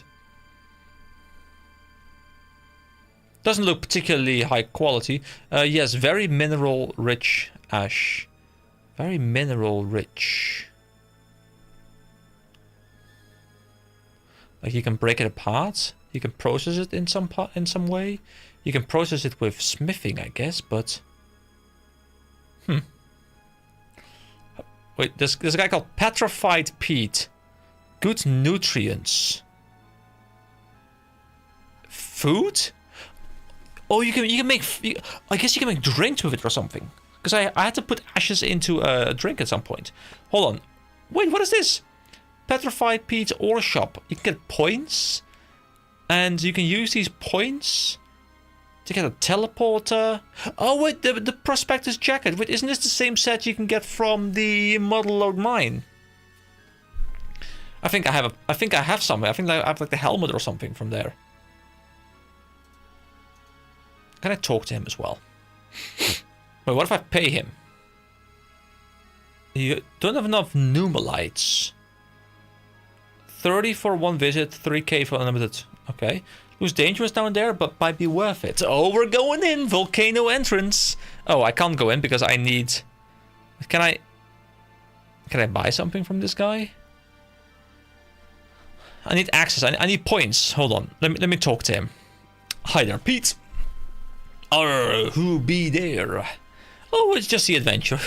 Things can be scary around here. I've seen some weird stuff in that cavern. What is in the cavern? Oh no, now I'm thinking about it again. He screams. Okay, calm down. Why are you guarding it? What is the purpose of this cavern? It's a mine. It's a special but dangerous. Things move around and a mine could collapse at any moment. I'd say you need at least level 15 mining to be capable. I have 68. Well, sounds like I'm capable then. The main idea is to chip down the big boulders in order to find the fragments inside. Deliver them to me and I'll show you some mining tips to help you get better at it. So, how do I traverse the mine? Isn't it full of lava? I have a handy supply of heat-proof water containers. I'll give them out to anyone going in with a bit of water inside. They only hold so much though. I reckon you could harden the lava with it. Just throw a bit of water on it. Make yourself a path, but be careful they won't last forever. Also, wait, did I close down my chat? I did, but there's nothing in there anymore. Okay, good. Anything else? Okay, there's one more thing, but it hurts. My backside has never felt the same since. One of the reasons I don't care to go in there anymore, there are some gas holes around. Just feel them. Wait, how do I keep the mine stable? Don't let it collapse. It's petrifying. It will stick with you forever. The rumbles create a flashback in my mind. There are some vents and chambers in there. Do better than I did with them. You want around a 50% gas level in each chamber. There are 3 in total. We spent a while coming up with names such as Vent West of the pillar near the entrance on the left hand side. But decided A, B and C would be easier. I do tend to agree. Rush B. Presumably a western chamber, central chamber and an eastern chamber. Yep, that's right. Block the chamber to let the gas build up. Unblock them to let the gas out. Any creatures in there will cause instability too. So much stuff to learn here. Oh, also if you have more than one rock to mine, keep them going at roughly the same pace too. Everything gets a bit wobbly if you proceed too quickly down one channel. So explain the dangers for me. It is bad, very bad in there. If you're not prepared, you will be done for. Wouldn't catch me in there. So how do I prepare? Look out for the lava beasts. Lava beasts, that sounds fun. They will throw projectiles at anyone they see. You will have stalagmites falling on you, fire jumping out the lava towards you. Seriously, you're insane. Thanks, I'll keep that in mind. Can I go inside? Well, luckily for you, or rather unlucky for you, I will let you go inside as you've definitely got the mining skills. I will charge you though. Upkeep for this place ain't cheap and cheerful. I'll need 30 numelites for one visit or 3k for unlimited trips.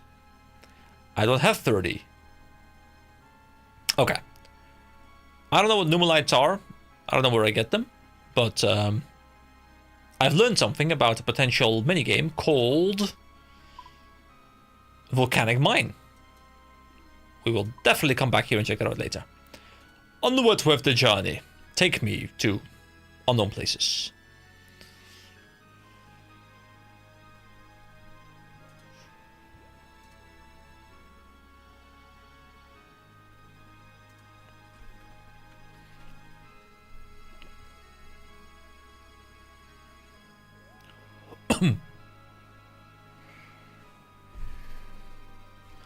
Okay, so what's going on down here?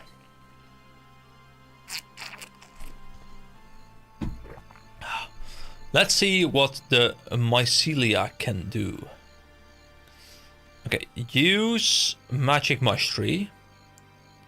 We go to 4. Okay. Okay. Ah, there you are. You were within me. We were 1.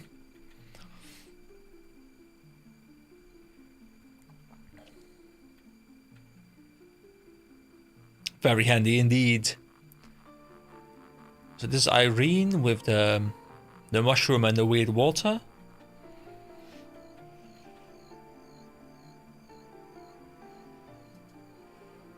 Ooh, I can look you up and see your stats if the thing works. There is a rowboat. Are we going to travel on the rowboat? I guess we are.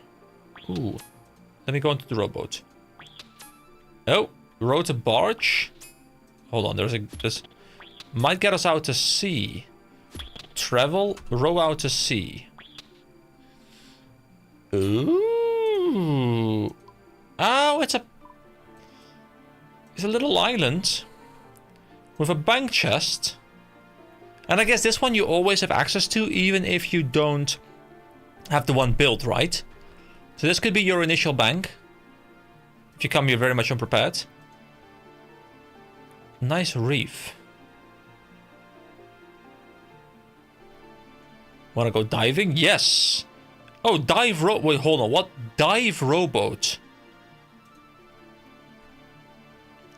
Dive and walk on the seabed. Deep water will mean death.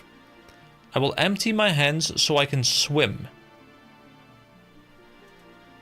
Do I need to remove? Dive? Wait, hold on. I'm scared to lose my gear, so do we just... I'll shed some weight before diving so I can swim. Does it sit on my inventory? I can't remember. I can see my weight somewhere, right? Like over here, weight 38.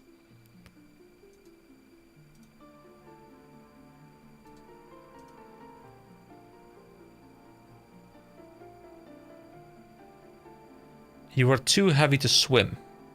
I mean, we did say that we were gonna go diving, right?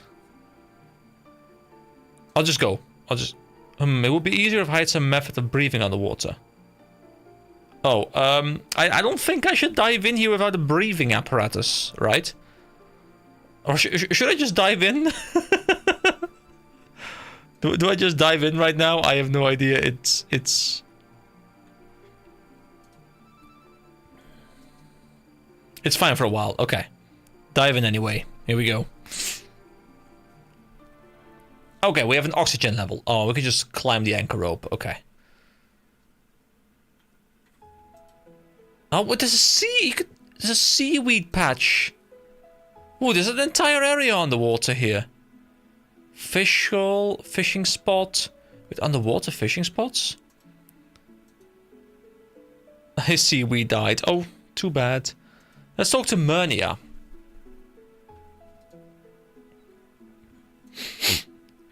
Okay, so she can look after my crops. Oh, she's just like the tender, right? Can you sell me something? Which just brings up this menu. Plant cure, compost. I do wonder how watering works underwater, you know? I guess it's magical water. But this is cool. I mean, I only have 70% left, so I should not stray too far out. Can I catch a pufferfish? Wait! You sink into the deep water as you weigh too much. Okay, I guess I stepped into the deep part.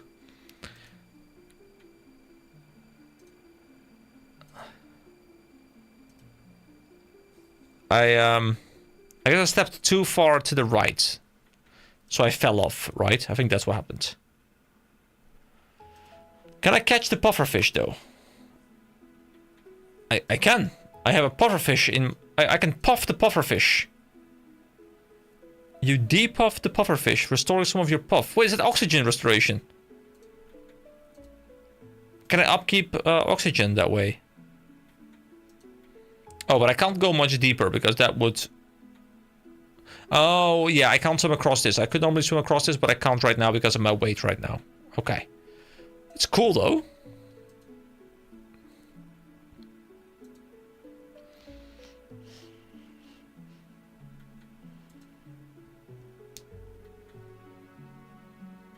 There's a guy called Cito I can talk to. Not calling you fat. Don't worry, just call me fat. You know, it's just some of the holiday weight that's still on me, you know? Greetings. I suppose you're one of those two legs obsessed with fish? Maybe I could just like swimming around. Well, if you are, you've come to the right place. Place? Really? Is there something wrong with that? I mean, it's not like I have anything better to do. Please stop. Real.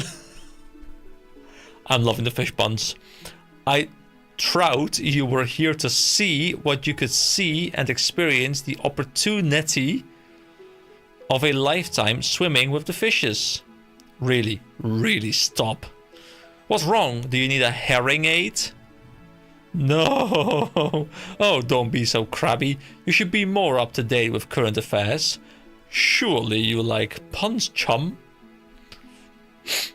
I'm plenty for your thoughts. Make it stop. Ah, salty, I see. You provoked me into this, and now you'll feel the wrath of my tongue. Whimpers. We can enter a private instance here. I can ask, who are you? I can also just get the hell out of here because my oxygen is depleting very quickly and I need to go upstairs. I still have yet to find a tree, though. The tree has yet to be located. So where can I go? I can travel with this rowboat to the barge, to the north of the island. Wait, is this where we are right now? This is the north of the island, right? Yeah. Or is that... No, that's something else, I guess. It's a camp, and we can dive into the sea. Alright, I will... That was most of it. Okay, but it's a cool island. I mean, I still don't know exactly what I'm doing here. I'm assuming most of it is to do with this minigame and a lot of the hunter stuff around here. And there's obviously the fossil stuff, I guess. Might want to check out the house on the hill. Ooh, but I guess I'll have to go there from the bottom, right? Because this bridge is not bridging.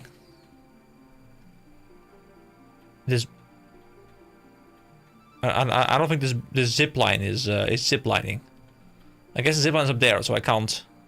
I mean, to be fair, you cannot use a zip line going up. You know, that's physics. So I'll just row to the camp. Never zip line up. Yeah. I'll let you know, I actually zip line for the first time in my life. You know, outside of like, you know, kiddie like zip line things, but I zip lined across like a a river, like a mountain to this area for the first time this year, and that was actually remarkably fun. It was so cool to see. Okay, so let me re-equip my gear as well.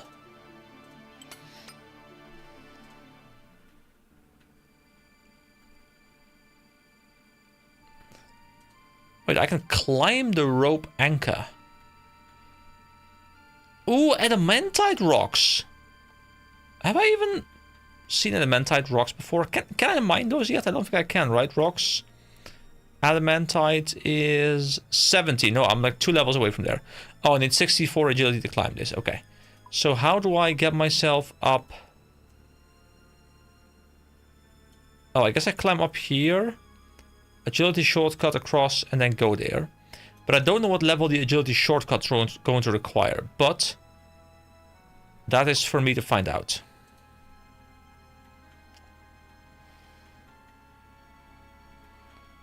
I guess I'll have to walk around real quick. That's fine though. I can walk around.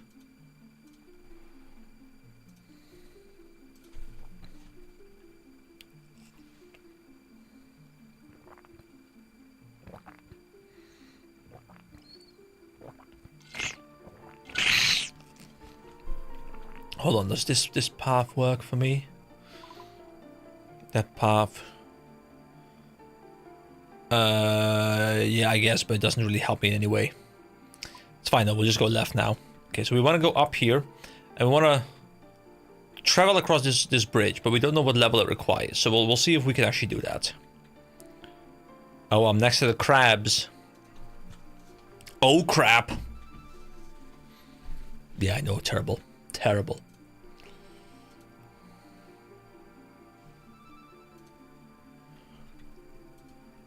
Okay, let's see. Can I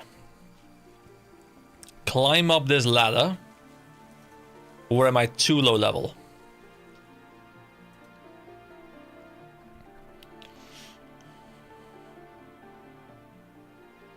I can. But can I also cross this bridge? Ooh, look at me go!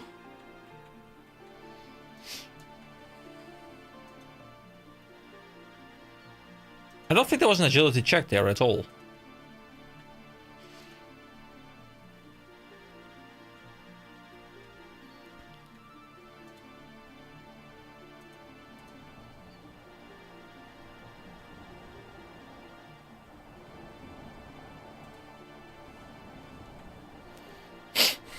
Okay, let's see. I'm assuming the entrance is over here.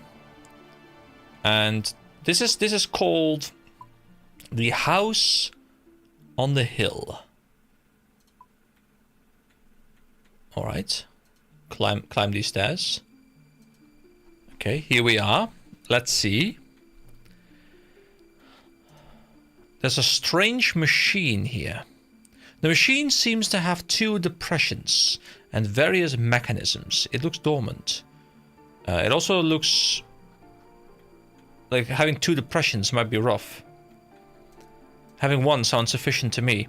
Search stone chest. It looks like the hole in the front of this locked chest exactly the size of a numalite. I still have yet to learn what a numalite is, but interesting nonetheless. I can climb down a trapdoor here. And I can search this stone chest. Is this also a numalite? Yes, also numalite. Okay. So there is this area over here, but this leads me over. But I can use this magic mush tree now? Oh, now I have 1 more unlocked. Okay. Cool. And I suppose I can now climb down the trapdoor and see what's down here. Is this a puzzle? There's a stone chest. This chest has been looted recently. Strange grid. A grid of sorts. It seems to be missing most of the pieces. Can I find these pieces somewhere? Is this a numalite thing again? Yeah, numalite, and I'm assuming numalite as well. Yes, okay. So there's 4 chests to open using a numalite-shaped key or just a numalite itself, depending on, you know, how hard those are to get. Actually, there's 5. Assuming this one is also locked up. It is. Okay. Oh, oh, oh, oh, oh. No, go back down. Pile. There was a pile of some sort. Pile of ancient books. You take an interesting looking book from the pile. Ooh, an ancient diary. Oh, it's pretty sizable. Okay. Well, I guess it's time to go in then. He came. I always knew he would. The years have not softened him. He is still filled with the same anger as the day I left him. I was half tempted to turn him away before he even set foot on the island. However, I decided to hear him out. I knew I wouldn't like it, but I hoped a little piece of him may remain. I was wrong, of course. He didn't come here for me. He didn't even know I was still alive. He was here for only one reason: war. He desired access to the island so that he may conduct his own experiments on the flora here. I turned him away. I have no more desire now to involve myself in this war than I did all those years ago, and I do not intend to see him turn my island to ash, he argued, just as he did before. Wait, so someone was here, left, came back here, and back then wanted war, still wants war? What kind of war? Who is he? Who's writing this? So many missing bits of information right now. He insisted that only through him would our race survive. Which race? He is so blinded by hate that he'd forgotten what we should really be fighting for. He relented in the end, and once again I am alone. Although the largest, this is not the only island in this region, and many of the surrounding islands have flora like what is found here. One day I looked out into another of the islands, only to be filled with horror. He had not given up. He could not have my island, so instead he had claimed his own. I watched as his forces arrived to begin their work. Over the weeks, a great fortress began to appear in the middle of the island. It grew and grew until it towered over everything else in the archipelago. Once the fortress was built, they began to bring in creatures from across the world. They brought them to the island and took them into the fortress. Day and night, I hear the shrieks and cries as he performs his experiments. I can't allow this to continue. His work will soon bring war. I went to him. I didn't want to, but I cannot allow him to destroy everything I have worked for. He met me at the gate of his fort. Lithgren, he called it. Lithgren. He once again tried to appeal to me, and I appealed to him. He encouraged me to work alongside him for the good of our people. I begged him to leave before his war destroyed our last hope of salvation. Neither of us got what we wanted, and I left empty-handed. For many months I debated what to do. I, of course, could have attempted to fight him myself, but I knew that would not end well. I was hopelessly outnumbered, and besides, conflict is not my way. Instead, I decided to sabotage his operation. If the island has nothing for him, then he will move on. However, before I could finish my preparations, disaster struck. They came. The battle raged on for many days, and both sides suffered heavy losses. I watched as the skies filled with fire and the seas with blood. By the end, there was little left. The fortress was a ruin, and the island an empty waste. I feared the humans would turn to my island next, but they thankfully left. I thought about going there. I thought about trying to find him. Didn't though. I knew he was gone. Once I would have mourned him. But as I look over the wastes, I feel nothing. Instead, I return to my work. Someone must save our race, and war is not the way. So, an ancient civilization, at least a singular, no, 2 of that civilization, of that race, lived here on the island. But war came here, catastrophe happened, and it turned into Fossil Island. I'm assuming before it was a much more lush environment and this volcano wasn't there or something. And they were talking about the humans coming here, so I guess the humans are the bad guys in this setup. But then who lived here? Who were the previous inhabitants of Fossil Island? And will we learn more? I am intrigued. The backstory of this place seems interesting. Also, this ladder is nearly invisible to me, which is fine. I'll climb it anyway. Also, your stats have now loaded. I can see you are 102 hit points. You are doing very well. Congratulations. Okay, so that is pretty much all I think on Mushroom Island. Oh no, Mushroom Island, on Fossil Island. I mean, there's probably more stuff, but I feel like I've explored everywhere. I've interacted with most of the things I can interact with. There's probably some stuff I can still do, like the fossils and stuff, but overall, I think we've explored most of what this island has to offer, which was cool. You know, we got a couple of levels, we got some lore, we got some experiences of exploring this place. I enjoyed my time here. It's also interesting how I have to descend this staircase as opposed to just walking up it. I guess that's because it is a different layer. Let's see. I do have some time left, so let's see. Is there anything else that I might want to go ahead and do? I don't want to start a full quest right now.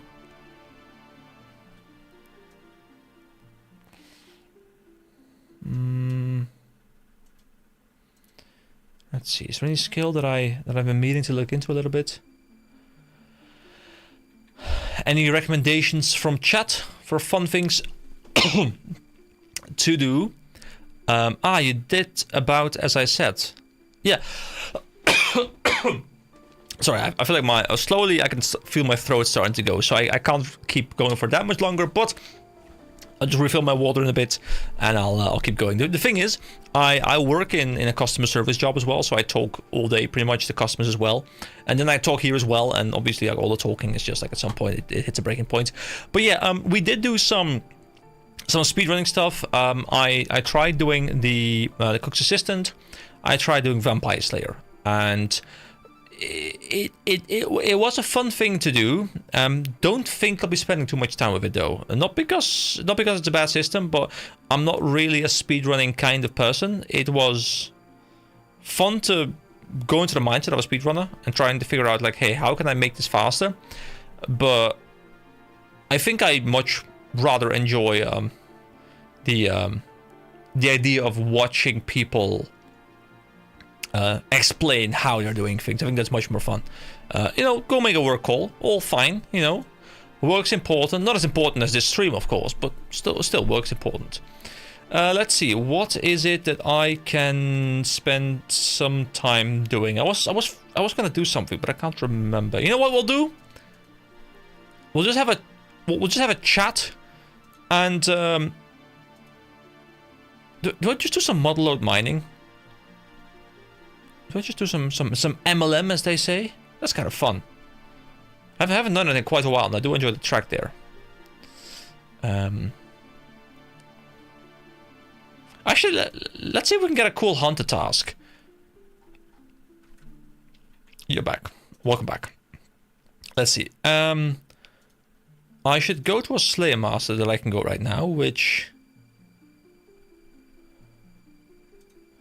Still, I have level 60 combat, so I can't go to Zenaris, but I can go to the Edgeville Dungeon Master. Wait, was this the Wilderness guy? No, it wasn't the Wilderness guy. Alarm set. Beautiful. Beautiful. So, if we go to the Edgeville Dungeon Master, which is the guy under Edgeville, in Edgeville Dungeon, and we can just see if we can get a cool task, because I haven't done Slayer in a while, and I do enjoy it. So, let's... Oh, I don't have the stuff. Okay, no, it's fine. We'll just Lumbridge home teleport. It's all good. It's all good. Slayer is good. Also recommend to get Prayer up eventually. Yeah, I should. I really do not enjoy leveling Prayer at all. There's probably a more fun way to do it, I reckon. But I haven't enjoyed it personally so far.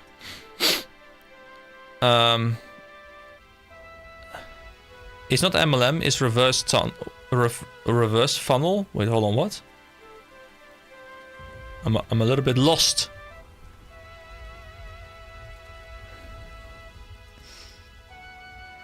MLM as in multi-level marketing. Oh, yeah.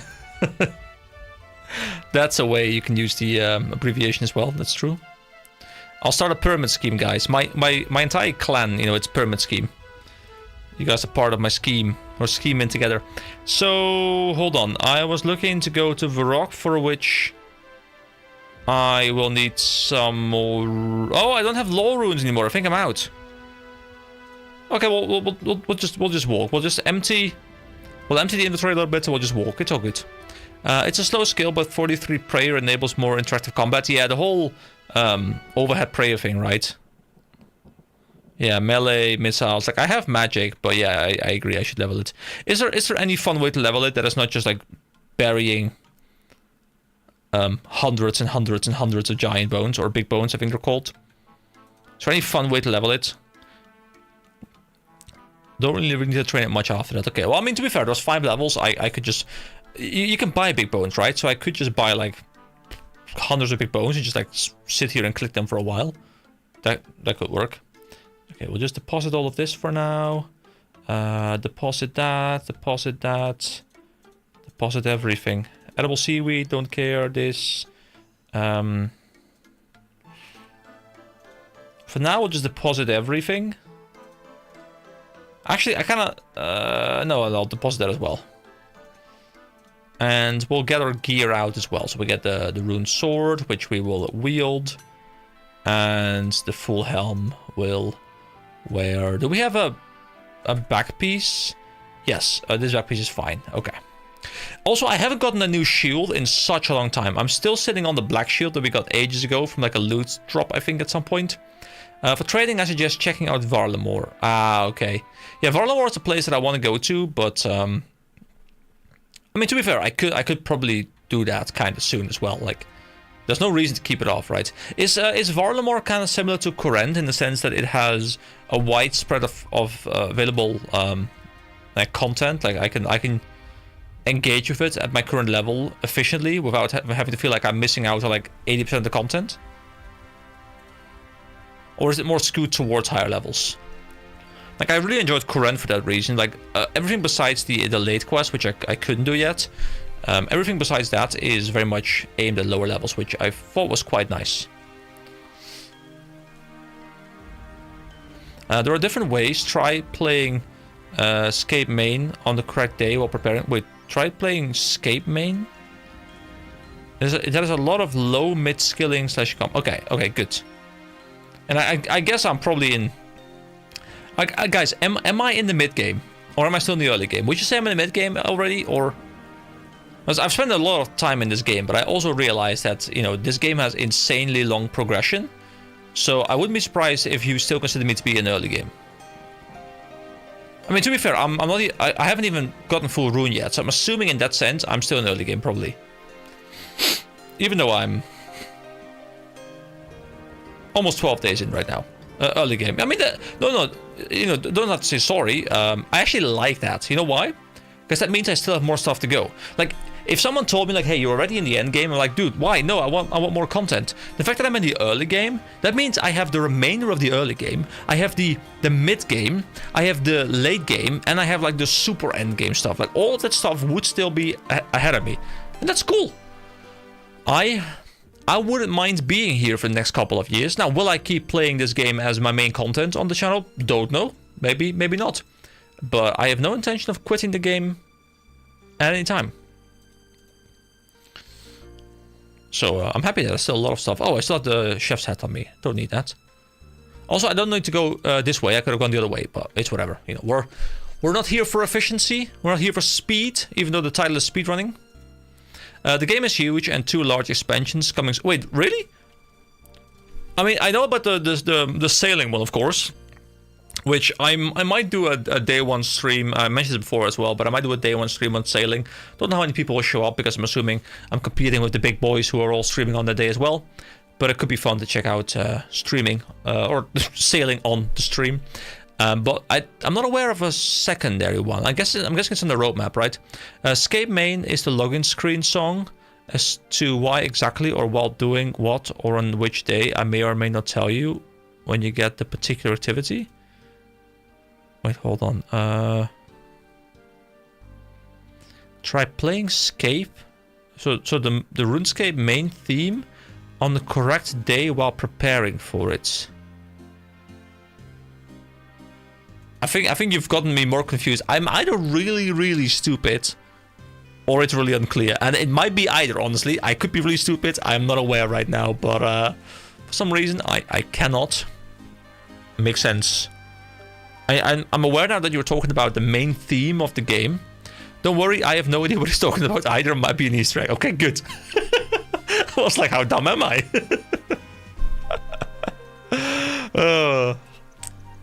Maybe it's a riddle. You know, it's one of those riddles where I'll look back at it, you know, 4 years from now, and I'll be like, I see what you did there. I see what you did there. And the chat is now immortalized in the vault, and I'm aware that there is the YouTube chat, but I feel like the YouTube chat doesn't always show up properly on recordings. So I quite like having it on the screen right now. I think that's nice. Oh, I don't have my mithril gloves on me. Wait, actually, wait, I do. I have the adamant ones, don't I? Yeah, I have the adamant ones. Okay. Okay, cool. I need some food. Actually, we don't know where the task is going to take us, but what I do need is the key to get into Edgefield Dungeon, which I think was the brass key? I'm pretty sure it was the brass key. If not, then I'll go back. Step 1, Varlamore. Okay. So the general consensus seems to be that I should go check out Varlamore sometime soon. So, it's an Easter egg. Are you on EK's Discord? I don't think he is. Then again, some people have joined and don't really respond, and people often have different names on Discord and in game and on YouTube, and I can't keep track of who's who. I'm just really glad when people have the same name everywhere. It makes it really easy for me. So Varlamore, does Varlamore have a quest section as well? Because I think I looked at it before, but I couldn't find a specific section called Varlamore. But maybe it's called something else. Is it Mayorat? No, that's desert, right? Is there a section that is like the current one, like the... Where is it? Where's current?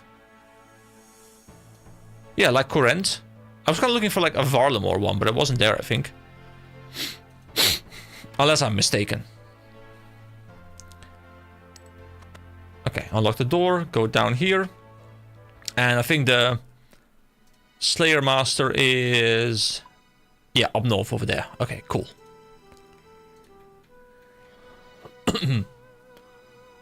A brass key to get me a brass necklace. Go away, Hobgoblin. I have no time for you.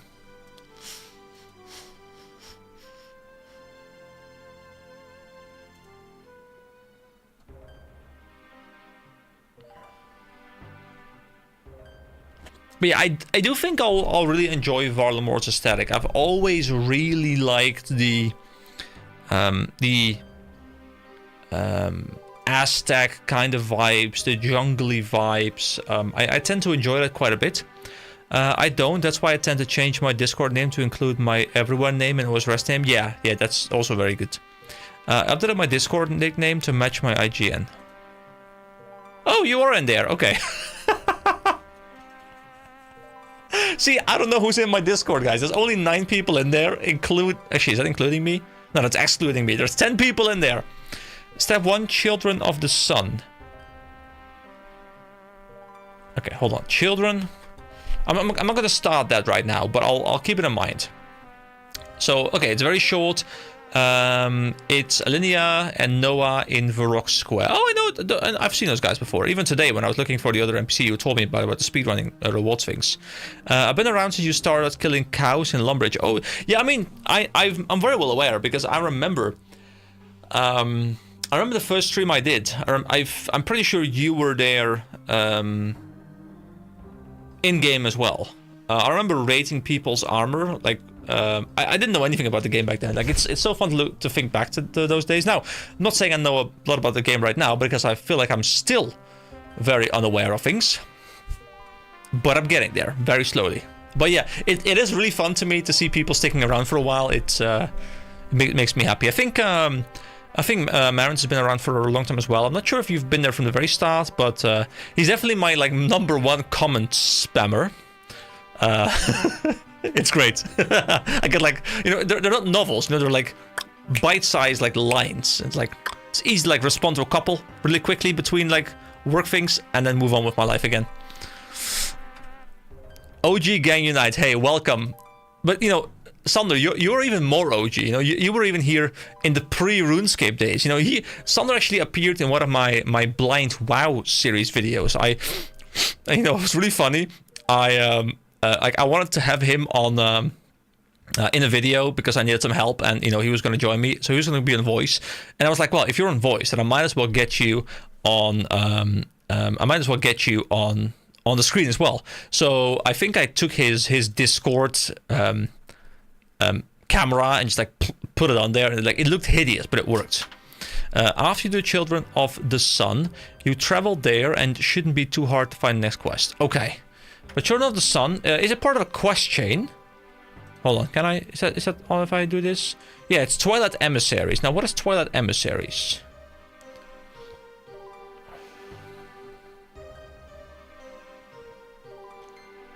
Did I scroll past... Oh, no. T... Okay. Common spammers, not to be confused with the resident novelist. Yeah, though the resident novelist is, you know, he's been slowing down his novels. To be fair, I've also slowed down recently my uploading frequency because I'm kind of like trying to figure out how I want to approach the remainder of this series. But you know, he's been lacking in his duties to write me novels. Your new task is to kill 46 werewolves. Okay. So, werewolves, guys. Would the easiest way just be to go to Mauritania's, like, first town? Because I'm aware that in that first town there are werewolves. I think that's the easiest place you can go to, that I'm aware of at least. So I guess I just walk over to Mauritania, right? Oh, I don't have it active. Okay. Well... Ribbit and Tail is also in Varlamore. Okay, good to know. Good to know. So let's see. It was marvelous. I've been here lurking mostly. Yeah, I mean, you're welcome to lurk. You know, you're always at least boosting the viewer numbers, which is lovely. Because YouTube's discoverability of new streamers is terrible. Like, guys, how often? I'm really curious. How often have you guys found a YouTube streamer through YouTube's own discovery that wasn't someone whose videos you already watched? For me, that's literally zero. The only people I do happen to see on occasion are people who are streaming on YouTube in vertical mode. And it's always terrible. Somehow they'll always have like 600 viewers. And they'll be doing nothing. And I'll be wondering what the hell's going on. But I don't think I've ever discovered a horizontal stream like without having watched the videos. Quite often, to be honest, on the front page at least, not that they were very interesting to me. Oh, a few, though search not algorithm. Oh, okay, I guess I'm an outlier then. That's actually good to hear, because I felt like I wasn't able to find any... I mean, to be fair, there's an occasional stream there, but it's often just people that I've, you know, watched already. Let me just open up my feed right now and see. Do I find a stream? If I just go to the homepage, is there a stream?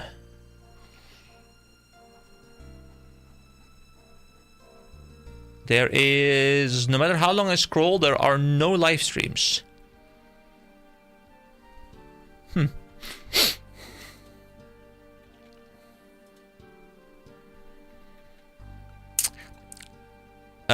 I think I found you checking if there were new OSRS players. Hey man, that's cool. It's not that common, but I do see them from time to time. Yeah, I'm always curious to see how people discover my channel, because my assumption is that people just watch similar series where it's, you know, blind reactions. people, you know, type like blind OSRS and maybe sort by like last month or something and hope something pops up that I haven't seen yet. Which is, I'm assuming most people find my channel, something like that. Sometimes I look at a game directory and there are some horizontal streams, but I don't often want to watch them anyway. Yeah, I feel like often, you know, it's going to sound very high horsey, you know, and I don't think my stream is like particularly good or anything, but I feel like most people who stream on YouTube, unless they're also multi-streaming on Twitch, they're often terrible to the point where like there's no commentary. It will just be just like some gameplay with terrible audio. Like maybe there's a microphone, most likely there's not a microphone. I feel like people just take YouTube so not seriously with streaming that the only people who stream on there quite often are not great. And I've been tempted to move to Twitch because I think it's the more serious platform, but I just really like having everything in one place. Especially as long as I'm not like hardcore committed to streaming. Maybe I'll swap over at some point, but I really like YouTube's like integration with like live videos like being saved forever and stuff. I love that. Archival. Is that a word? Archival? But yeah, I love that nature of it being archived. But yeah, I think YouTube can definitely improve its live streaming formats, but I don't think it's something that they're looking into a lot. I've been watching some blind OSRS, so I think YouTube recommended you to me. Oh yeah, that makes sense. You know, it's always funny. I actually really enjoy getting random series recommended to me with like people with like 17 subscribers or something, and I quite often like I'll click on one of their videos if I see it pop up because I'm like, maybe it's good, maybe it's actually good. Quite often, unfortunately, it takes me about a minute, and I'll be like, there's no commentary, and I'll leave again. But you know, I like giving them a shot at least when I see them pop up. Those are usually recommended to me with very low viewer count. Yeah, it's been unfortunate. I mean, I'm kind of hoping that stuff like the Rotten Lobsters thing helps people out. I don't know if you guys have used Rotten Lobsters, but the funny thing is I am literally on the front page. I've been on the front page of Rotten Lobsters for, I don't know, like a month, 2 months or something as like one of the featured series. And I was hoping that could drive like a lot of people to come check out the channel, but I think it's not been that much. But I did like a sponsored video. YouTube, serious? You want to read live chat? F you, here's a heart, yeah. Yeah. I do think one of the benefits to YouTube is the quality. I think the quality on YouTube generally is just much higher. Like the level of compression is much lower, I think. Don't I have swordfish somewhere? I think I got swordfish. Didn't I get them somewhere? I didn't yet? Okay. I'll just get 10 lobsters for now. Actually, I'll get 15 lobsters. I think there's a bank there as well, so it should be really, really easy. The reason WoW converts might be stealing your thunder too. Oh yeah, for sure. I'm assuming a lot of those people who came over who already have like giant viewer bases, they're doing the same thing I'm doing, but you know, they have like 1,000 viewers watching them consistently, so they're at the top. Which is why most channels stay quite low, view count / subs, especially when they're either just beginning or doing whatever they like, not caring at all about getting viewers. Yeah, I mean, I'm like in the middle of those two. I don't really mind lower viewers, but I do want to feel like I'm working towards building something that is slowly improving.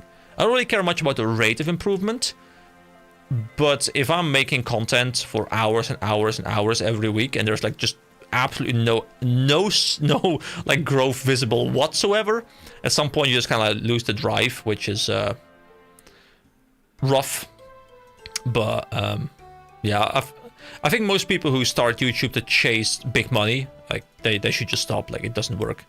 I mean, I've been here creating content for many years now, and haven't made a cent. So getting there very, very slowly. So guys, get me that ad revenue, okay? I gotta make those 7 cents a month.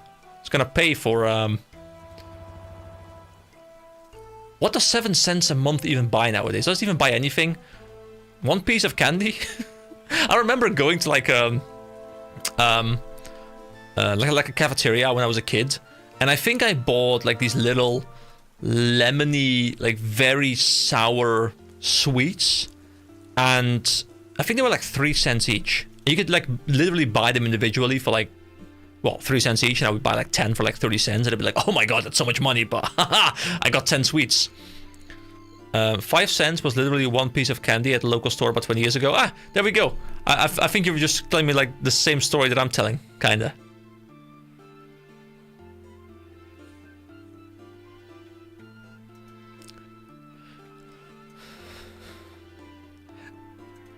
So how are the WoW converts, by the way? How are they doing? I mean, I hear very different stories. I feel like some of them, from what I hear, are very much similar to my content, where they're trying to, you know, really get into the game, give it a fair shot, be mostly blind, learn the game well. And then I think there's other people who are just guide me, tell me where to go, and I'll follow you blindly. Like every time I've watched someone new try Guild Wars 2, like there was a period where I was really into those kind of content creators as well. Unfortunately, they often left within like a month or two because they kind of burned, like they just like played for like 50 hours a week, burned through all the content, just left again. But I always really hated it when they got spoiled with all the stuff, like, oh, you know, you should really skip this piece of content by using this mechanic, and you should unlock like this mount so you can like skip unlocking this mechanic. And I'm like, dude, no, let them explore the game, let them, you know, deal with the things that come in their way, and let them fail. That's much better for their development as a player and appreciation for the game. A bunch have quit, and Guzu plays Guideless, currently my favorite of the WoWers.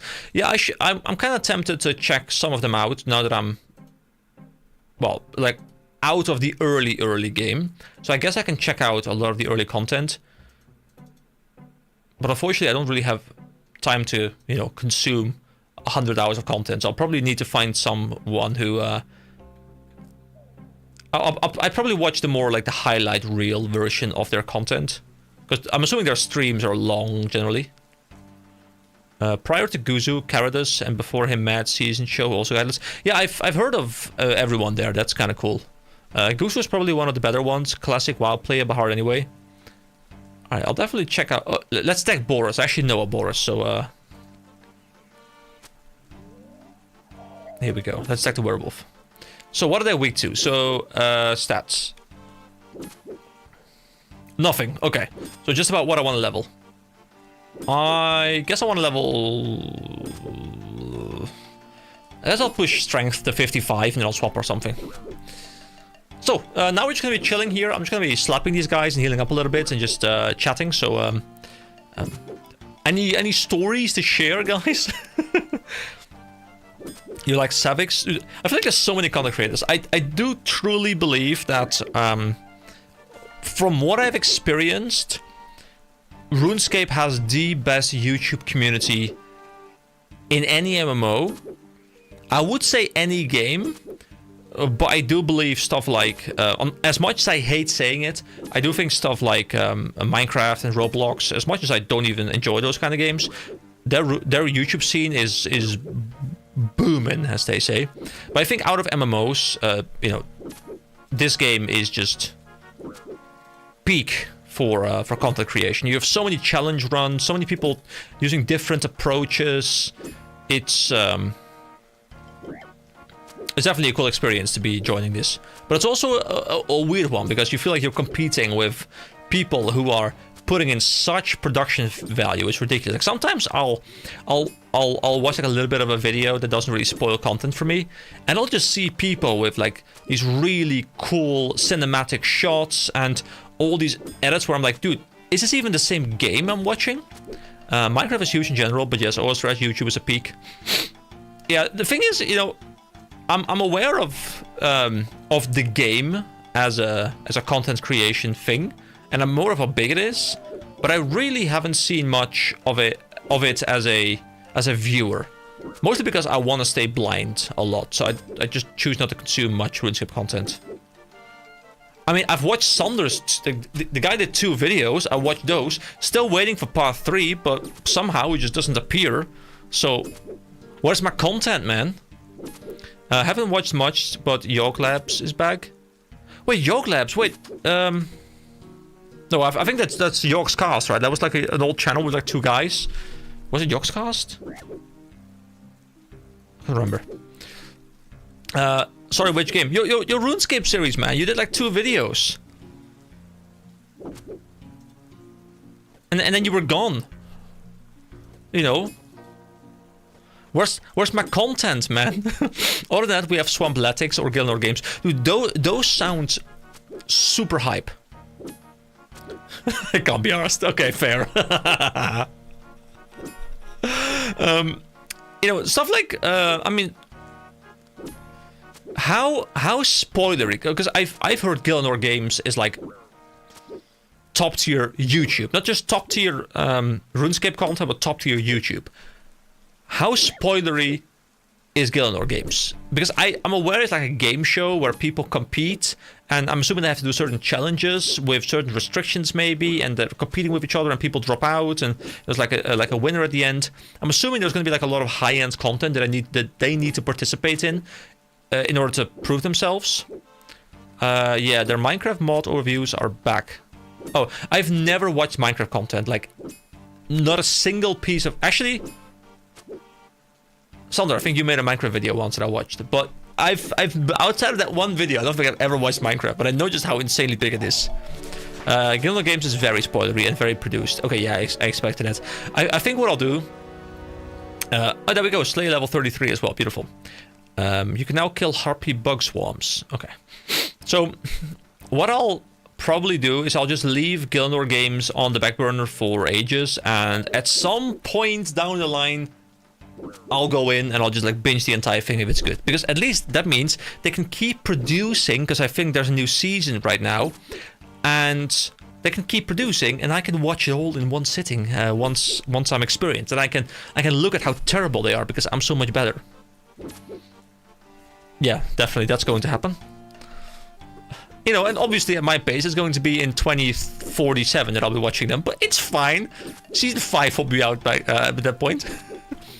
Swampletics is quite old now, has spoilers, but only Mauritania. So Swampletics, isn't that like Mauritania locked? Isn't he pretty much the first guy, at least the first guy who became big, doing like zone locked content? I think that's what I got from the bit of information that I heard about it. Should I just make Minecraft Part 2 after 1.5 years? No, you gotta make Minecraft Part 1.5 and tell people that Part 2 is coming soon, but there's a bit of a delay in production. You know, gotta keep people on the hook. You know. I hacked the hard way.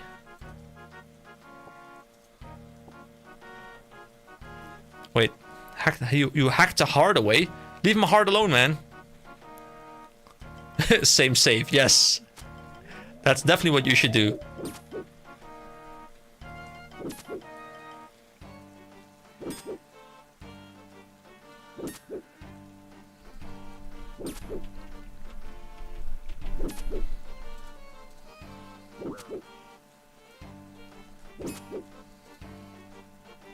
But yeah, it's kind of funny. I was looking at Rotten Lobsters the other day because I haven't really looked at it in a very long time because it's just mostly been quiet there. But I was like, did I get any new reviews? And I've been at 7 reviews for like half a year now. I was expecting some people to leave a review here and there. Yeah, and he's also Ultimate Iron Man. Wait, who's Ultimate Iron? Oh, Swampletics. I'm assuming you mean. So, it's actually, I'm gonna just call you by your YouTube name right now, but Ligigami actually had a joke earlier in the stream, which I kind of took to heart as a potential actual idea. And I'd be interested to hear you guys' response to this potential content idea. I'm not sure how I would do it exactly, but I'm just kind of like spitballing here, seeing if it has any traction. So he said, jokingly, subscriber locked, where I cannot progress my account as an Iron Man past a certain number of skills leveled.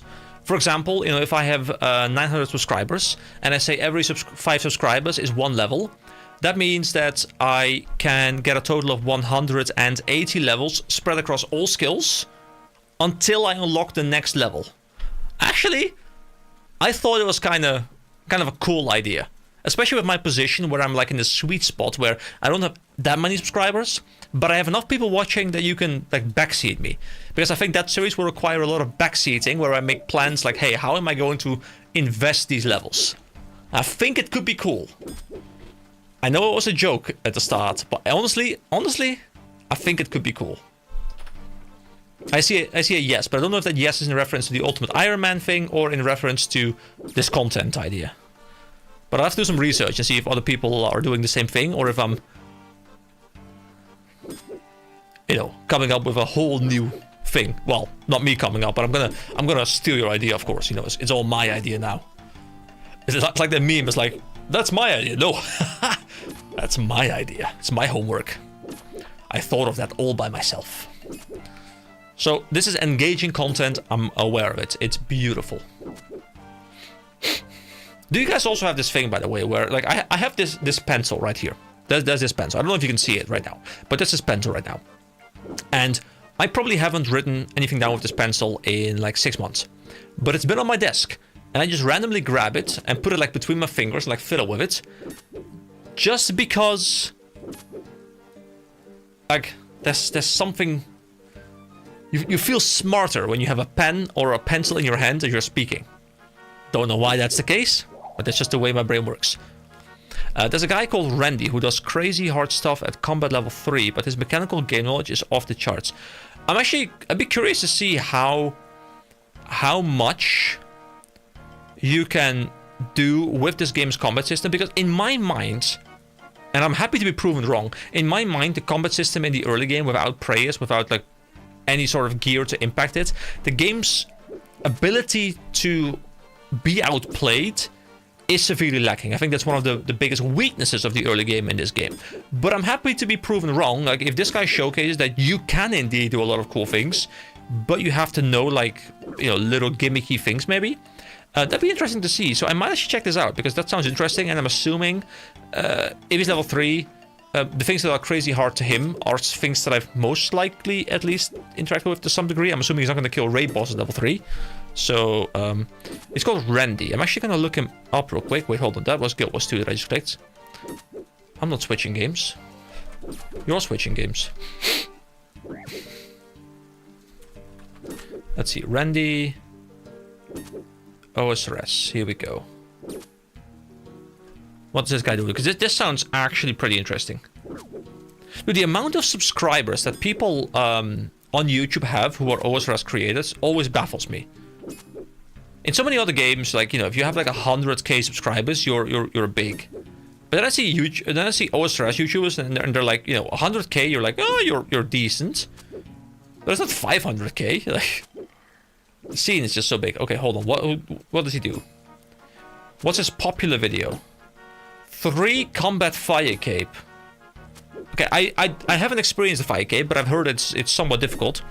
Probably best to engage with the content first before watching it. Yeah, that's definitely the plan. I don't want to like learn all the strats from him. Hey, it's a steel scimitar. I guess I have enough HP probably to kill one more, right? And if not, I'll just run. Lachikami, I put the Easter egg I mentioned in video discussion. Hold on, I can actually...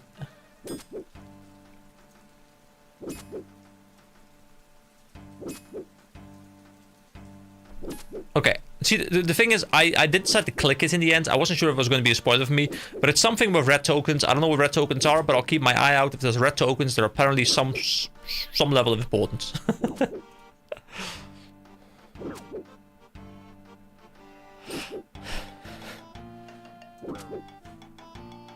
I just look to my right, and all of a sudden I see my dog. I haven't seen him come in. He might have been here for an hour. Sometimes the guy is just so quiet. He's just, like, he's sleeping next to me. What? Bro, when did you come in?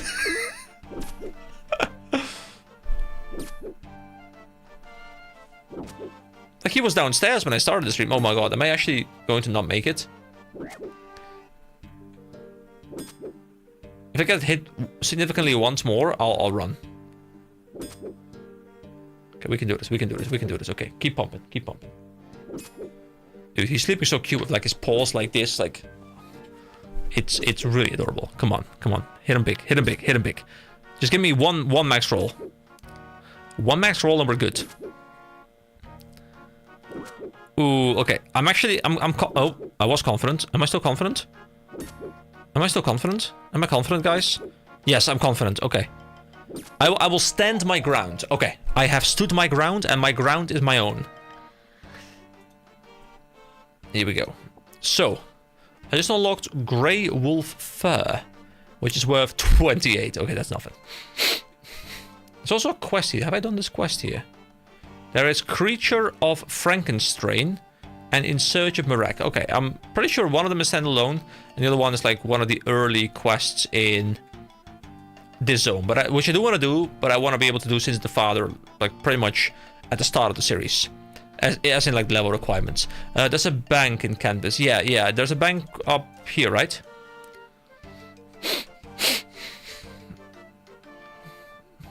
Oh, let me also bury... Actually, do I want to bury these things?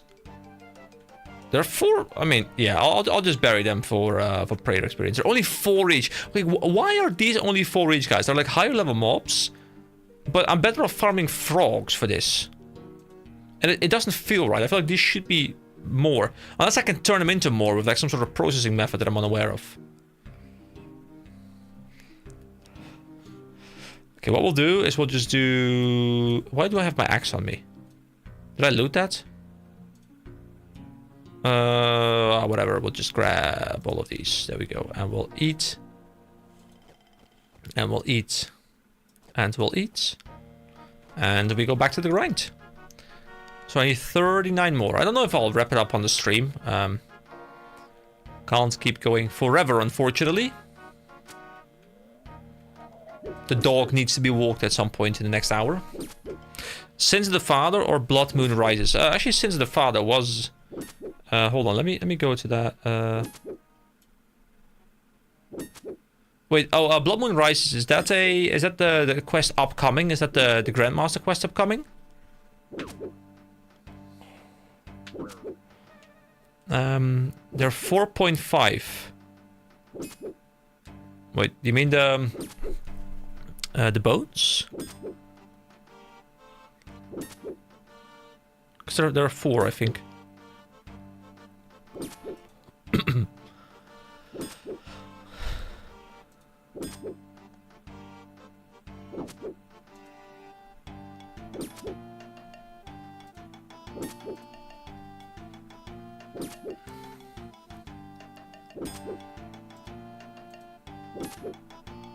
Guys, I have a potential technical question for you.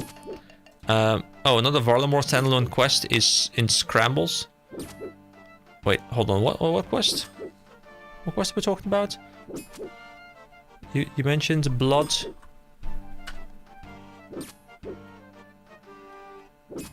I don't know. Anyway, I have XP has 1 decimal place. Oh yeah, of course, because it can be rounded up and down, right? Yeah. So I have a sort of technical question for you guys, and I'm wondering if anyone has any idea. So I am looking into potentially buying an Android handheld. I have a particular interest right now on the Ein Thor, or the AYN Thor, depending on how you pronounce that, which is a dual screen handheld resembling a DS, which could be really cool for emulation purposes.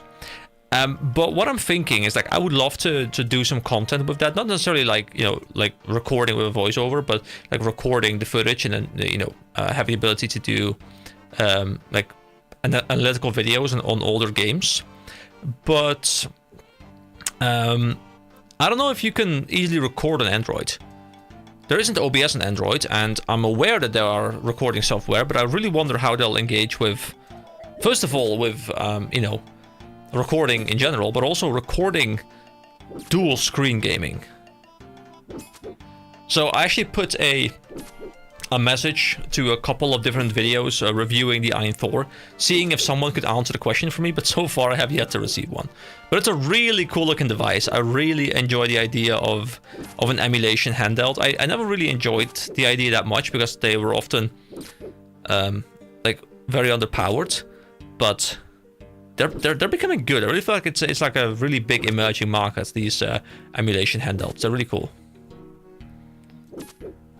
Also, I should really look into somehow getting a better weapon at some point, I feel. Well, I mean, to be fair, better shield, better helmet. I haven't gotten an upgrade in gear in a very long time. I can't remember the last time I got a gear upgrade. But then again, you know, I don't know where I'm getting things, so I'll just kind of play through the game. You know, obviously I've been mostly engaging with lower level content, so it makes sense that I'm not getting anything.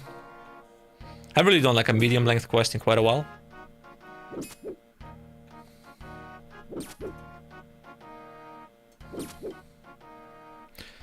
Not sure. Does Windows your phone? Sorry, you mean like a? Is it actually a Windows? Oh, you mean like turn your phone?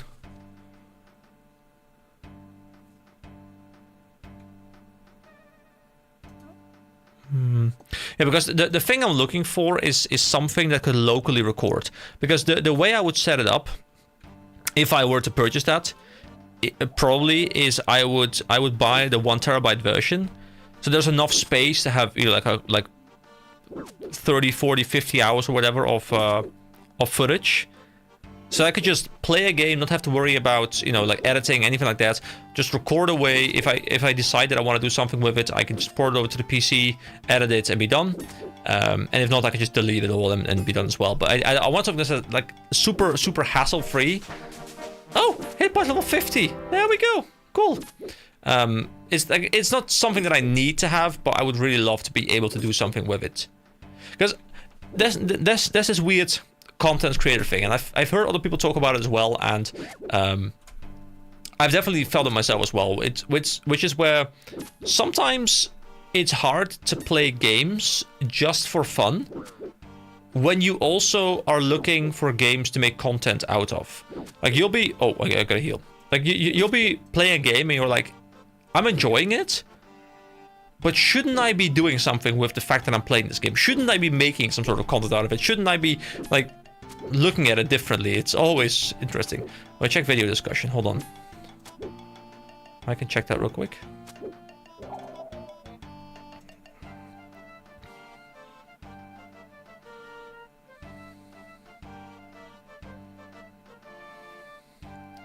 Wait, hold on. What am I looking at right now? Hold on.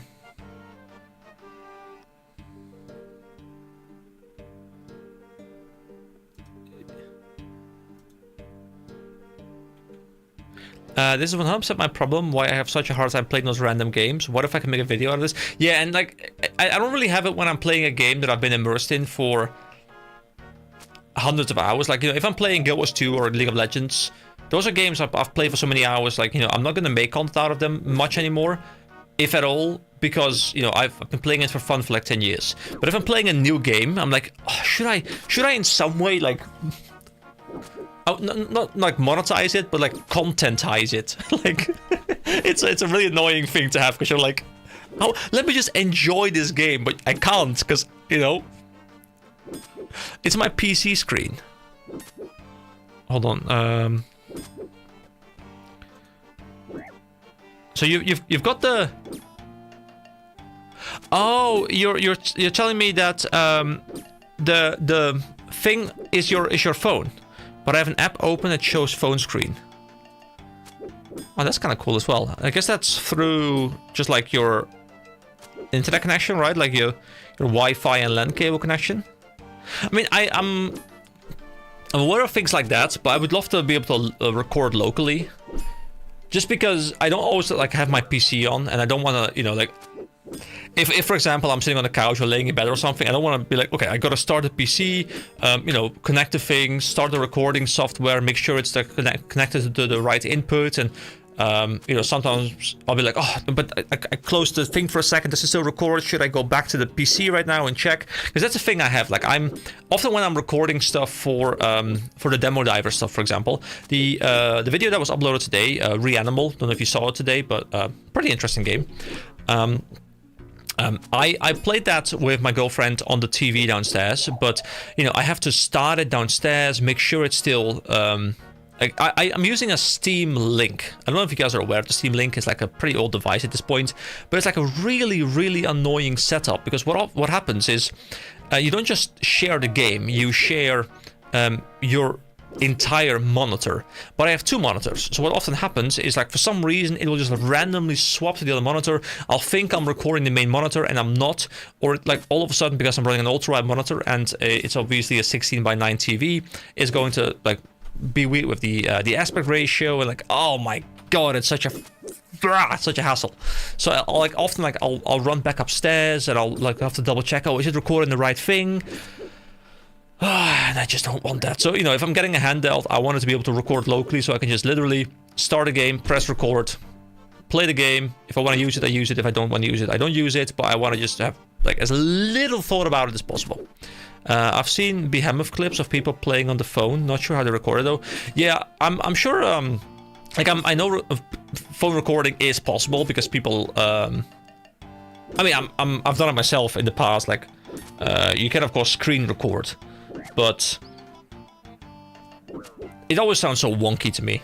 I just wish like I should Google like OBS phone, because you would think there's like an OBS like Android version, right? Because Android is like very much open source. You'll be able to very easily make OBS work, but I guess for some reason OBS isn't on there. Even though the phone market is big, right? Like the mobile gaming market is big, so you reckon that OBS would be very much useful. I mean, I've seen people stream from their phones, but I don't know if there's like connected to their PC and then running through that, or if it's directly streaming from their phones. So, lots of stuff to figure out.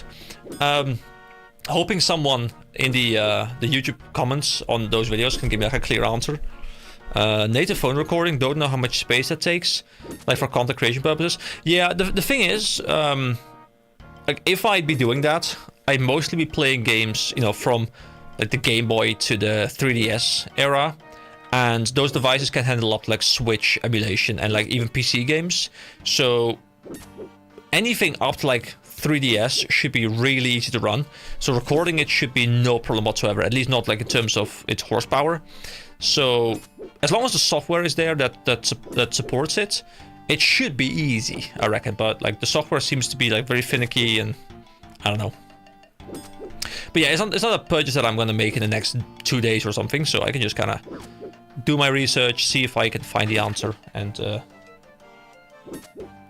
still, I think Twitch or YouTube app. Yeah, maybe. I mean, YouTube app, I guess, does the live streaming thing, maybe. I guess you can go live from there and maybe like screen share. The one benefit though is that because if I were doing it like, you know, I'd be playing older games, you know, it doesn't need to be super high quality. Like it doesn't have to be like 4K recordings. If it's like 720p recordings, it's like, well, it's whatever.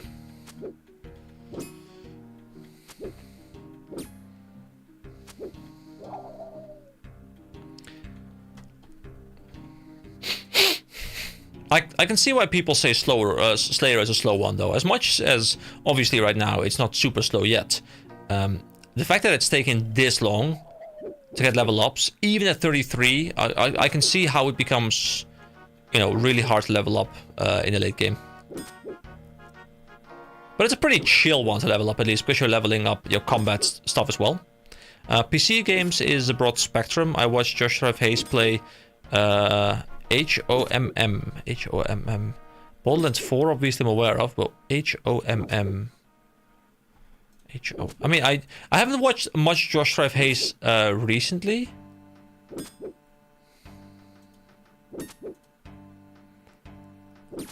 I mean, I watch his main channel. Oh yeah, of course, Heroes of Might and Magic. Yeah. I watched like the first hour or something of it, but fortunately, it's just the whole time is a finite resource kind of thing that it's messing me up when I would love to watch all of his content because I tend to very much enjoy it. I do always watch every single clip, you know. I gotta make sure that the editor gets paid, you know, in food and other forms of sustenance.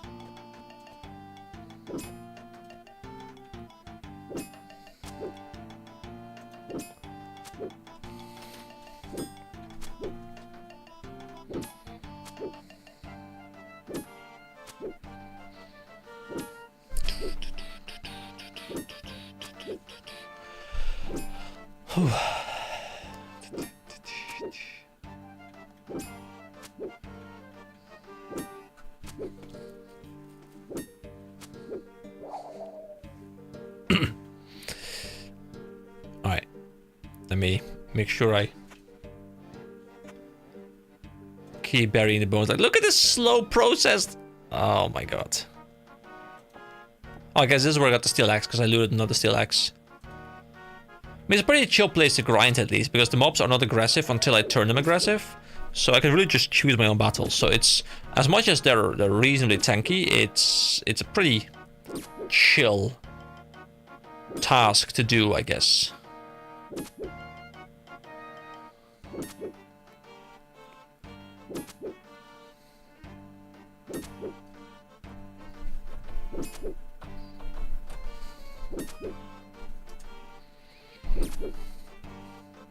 Borderlands 4 and today was another day. Didn't he play Borderlands 4 together with someone else? I feel like I saw a video of him playing with someone else, but I'm not sure if that was Borderlands 4. On the topic of prayer, have you farmed? I mean, I don't think I've killed any dragons really, so I definitely haven't farmed them. I mean, obviously I've killed Elvag, but no, I haven't really killed dragons, but I do enjoy the idea of farming dragons, so if you could point me in the direction of these potential dragons, then I will be glad to check them out. Well, not right now probably, but at some point. He showed a picture of him and Hatsune Miku, tribute artist. I think I've seen the clip of that, but it might be. At least I heard his story about the Hatsune Miku tribute artist. Okay, so I should probably watch that when I do have the time.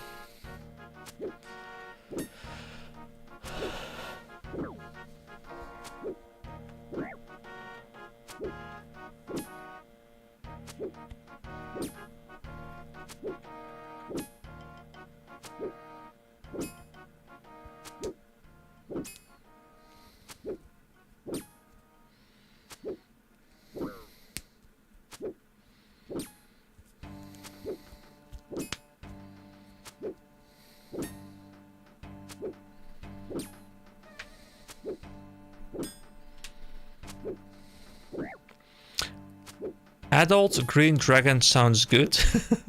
Okay, I guess it's not good, but it sounds interesting nonetheless. The first one or more recently? I mean, I really haven't...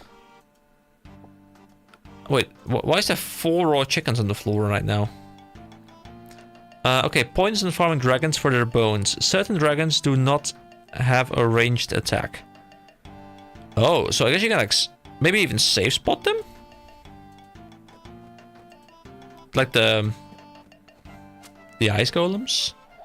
But I wouldn't even know what dragons are.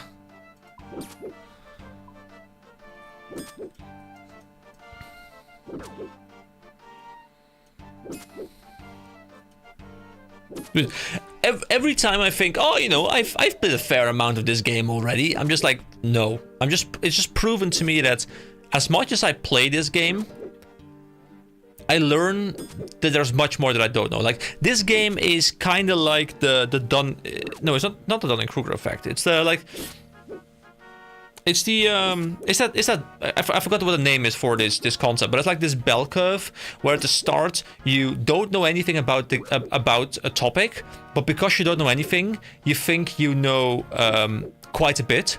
Then you get to this point where you know.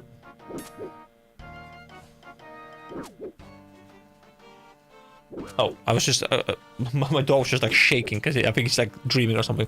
But then you get to this point where you you know a lot, but more importantly, you know what you don't know, so you actually feel less capable than you did before. And then you climb back up and you feel like you know so much, including all the stuff that you didn't know previously that you now actually think you're an expert. I suggest Tabuli Dungeon for now, but there are a few other options. Ooh. And the joke is, adult green dragons are locked after Desert Treasure 2 or in the wilderness. There are baby green dragons elsewhere. Okay, I mean, that actually sounds really interesting, so... Oh wait, I should have probably talked to the guy. I just like auto clicking, kinda. Okay, werewolf, here we go. The game is very laggy, by the way. I'm assuming that's just like the sailing thing. Unfortunately, I think RuneScape, at least the point of the game where I'm at, is one of those games where lag does not really impact the gameplay in any meaningful matter. But it's still annoying when you move the camera and it doesn't like feel smooth, you know.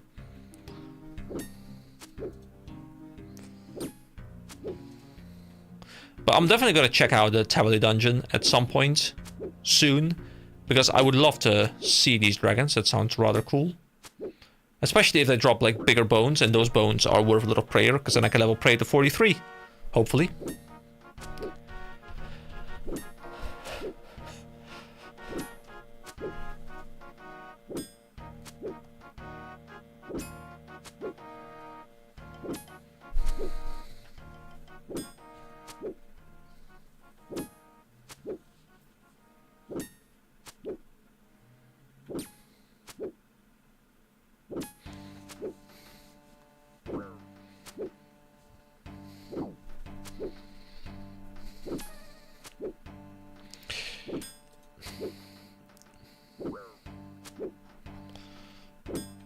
Right, well, at least my strength is close to leveling up to 54 now. I guess Slayer is getting kind of close to 34 as well, so we're making some progress.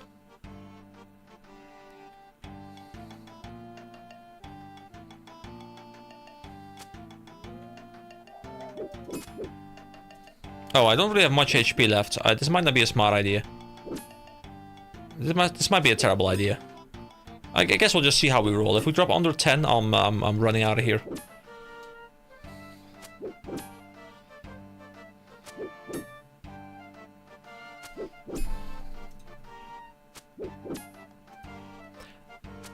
I have once again posted in video discussion. I will check it out in just a moment. Actually, I can check it out right now.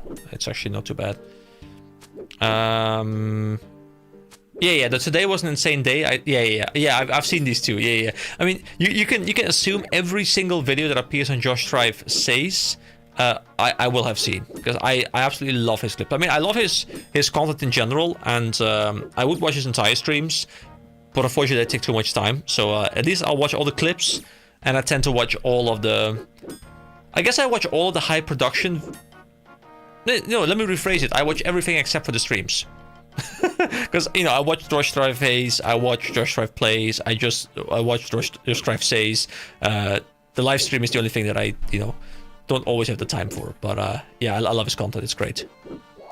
72 prayer by just burying dragon bones, but there is a way to multiply prayer experience. You have 3 salmonellas.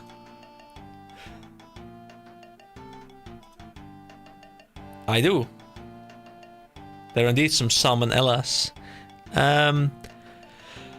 So you're talking about a way to multiply prayer experience. Now, obviously, you know, we're not really backseating too much, but when it comes to prayer, I'm a bit more lenient because it's just a terrible skill to level. Should I hold on to the bones to use them in some other way? And does the same go for these bones? Because this is one of the few areas where I'm fine with some backseating, because honestly, I've just not enjoyed leveling them in the least. I guess I can drink some wine. Here we go. I'll just deposit them for now, because it does sound like an interesting idea. Okay, we'll just deposit everything again. I'll sort it out later, which is what I always keep saying until at some point I get like a ridiculous inventory with nothing making sense anymore. Okay, we'll just go back out again. High production, watch, whelming second monitor content, time constraints. I mean, pretty much, yeah. Yeah, I mean, that's pretty much how it works. Although I have to say, even his whelming content is miles better than a lot of the content that I watch, just because I think his approach to his community interaction is just really, really good. And I think, yeah, he's the perfect size where like his channel is rather big, but his chat is still manageable, because I think the only people who watch his content are the same kind of people who watch my content. Like, there are people who are like who love old games, who can't move on from their like beautiful games, and I think people generally are a bit more a bit less spammy and stuff in chat over there as well. Like, I'm watching his chat sometimes, and I'm like, yo, like I don't see the XGGG and whatever and like all those Twitch emotes. No, it's just actual words. Like, that makes me feel good. I much prefer having some chat I can actually read.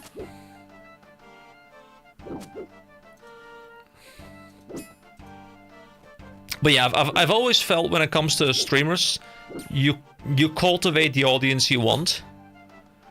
And if someone has a chat that is literally just all like emote spam, you cultivated that. Like, those chats don't just like appear out of nowhere. Well, sometimes they do. Actually, kind of funny story. I don't remember if... No, I think Sander wasn't there. No. I at some point, I was doing a WoW stream. And in this WoW stream, there were people who joined me. Apparently they were from like a Discord or something. And their entire... Like, the entire purpose of their Discord was to join small streamers... to then like spam bad words, trying to get the streamer to say those bad words, and obviously due to like AI or automatic detection, whatever, like, you know, detect those words and have them you know, get in trouble with YouTube. I guess you can, you know, guess the kind of words that may or may not have been said there. And wait, switch to all chat, not chat highlights. I think I'm on all live chat. Hold on. Oh yeah, I guess I was on top chat instead of live chat. Why would that not be the default?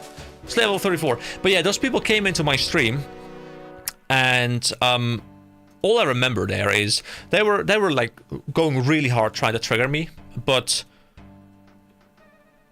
I'd like to be someone who thinks before they speak, especially when I'm, you know, when I know I'm on the internet, when I know I'm live, when I know I'm recording. Like, if I'm recording, I'm fine just speaking and editing something out. When I'm live streaming, I try to think before I speak. So these people were going mad, spent like half an hour just trying to get me all kinds of curse words, all kinds of things that YouTube chat would probably detect.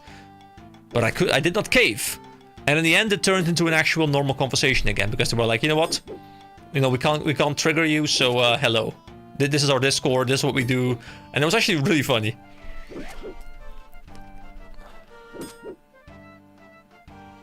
Oh, let's see. If so his message got stuck. Small bones aren't worth holding on to, just bury. Okay.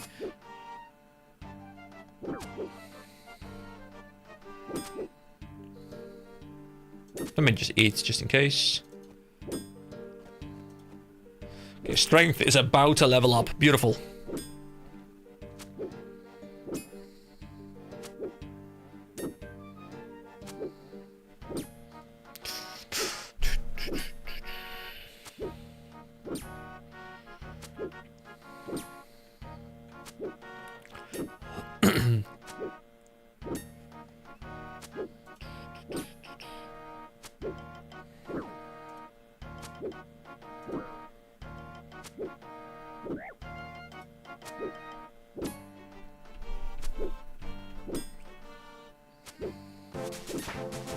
Oh, I was just quickly checking something, but apparently strength level 54.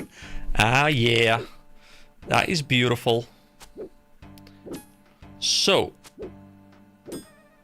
I need 25 more. I won't be making that on this stream. I've been going for 3 hours now. I'll probably wrap up in the next 15 or so minutes. Because I gotta go walk the dog.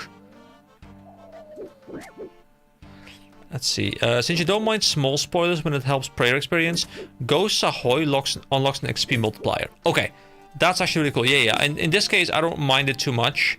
Like, I'm a bit selective when I want to be blind. Because to me, blind is a priority, but fun comes first. So if I need to remove blindness for fun on occasion, I'm okay with that. Because I've never claimed that this would be 100% blind. But that's a really cool thing. So Ghosts Ahoy, I think it's standalone, right? It is. Ghosts Ahoy. Oh, check it out after this guy dies. Because that might be a fun thing. Also, guys, just some input.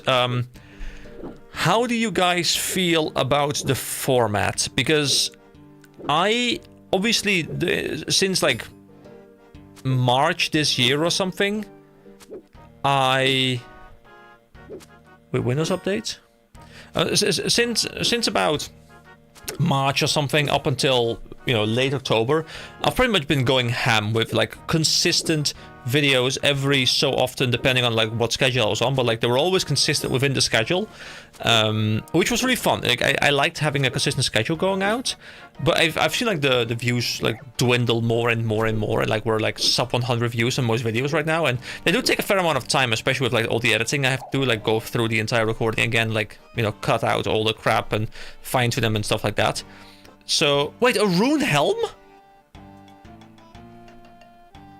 What? I just dropped a loot upgrade! What? There we go! I'm full rune! Well, sort of. But outside of the shield. What? That's the first loot I got in ages! Oh, that's beautiful. I love it. Oh, that makes me really happy. That makes me really happy.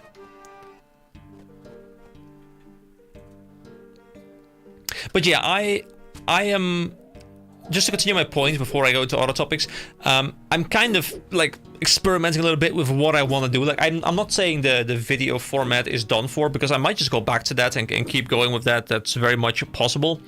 But I'm also feeling like, I don't know, like the growth is kind of done for a bit. So I'm trying to like do a bit more live streaming, move it a bit more there, and then like do like more highly edited content, like the demo diver stuff, as the edited videos.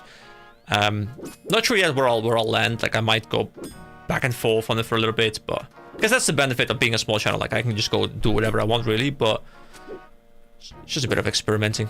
Yes, tell me you live in Europe without telling me you live in Europe. Windows update. I mean, I got Windows. I mean, does Windows 10 still update? I mean, there's still updates, right? But no security updates. I mean, I have Windows 10 as well. Also, thank you for the congratulations. I am happy to see that. I've not had a gear upgrade in so long. Well, outside of the gloves, I guess, which I got from Recipe for Disaster, which also, to be fair, has been like 2 months or something.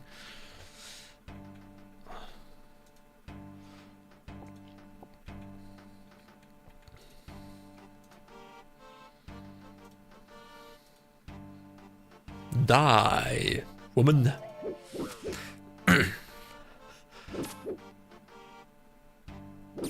Yeah, this is definitely something I'll knock off or knock out off screen at some point in the near future.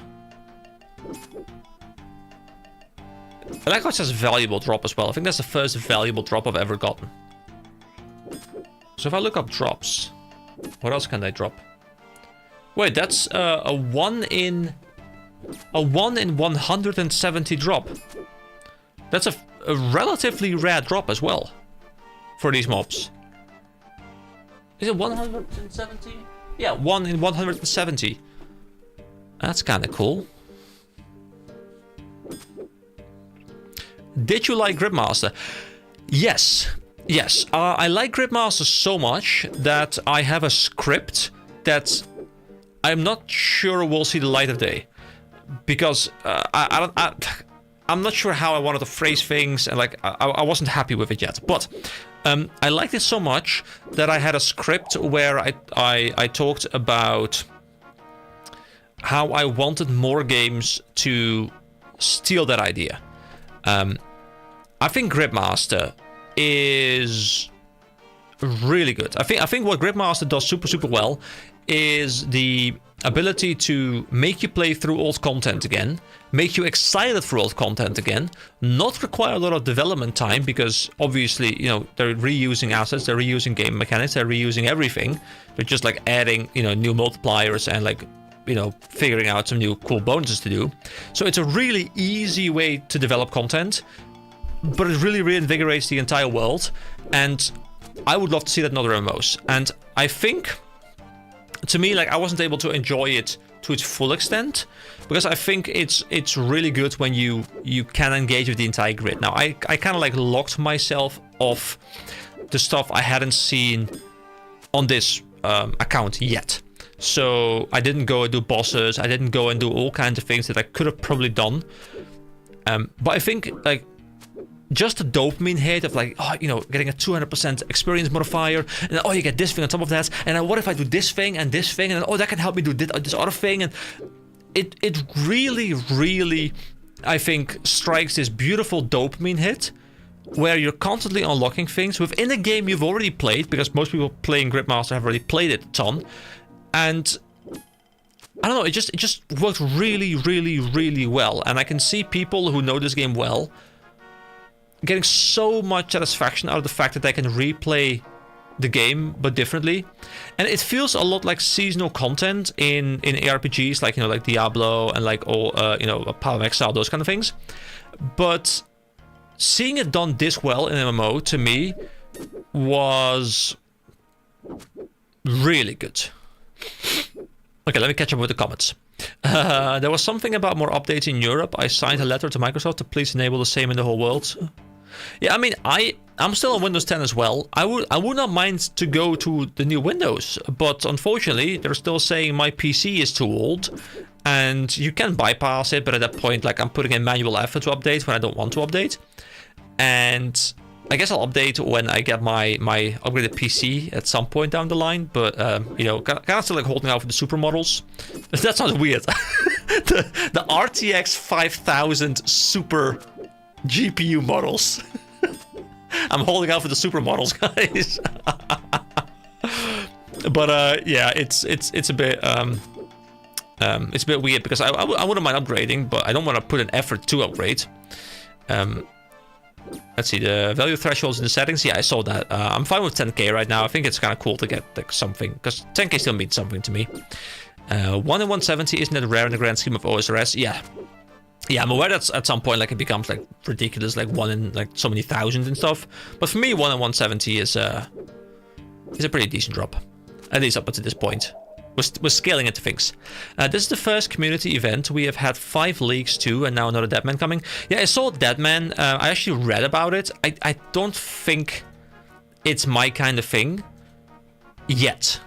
Maybe down the line, if I get like really into this game and like become much better at this game and really know what I'm talking about, and maybe Deadman could be really interesting.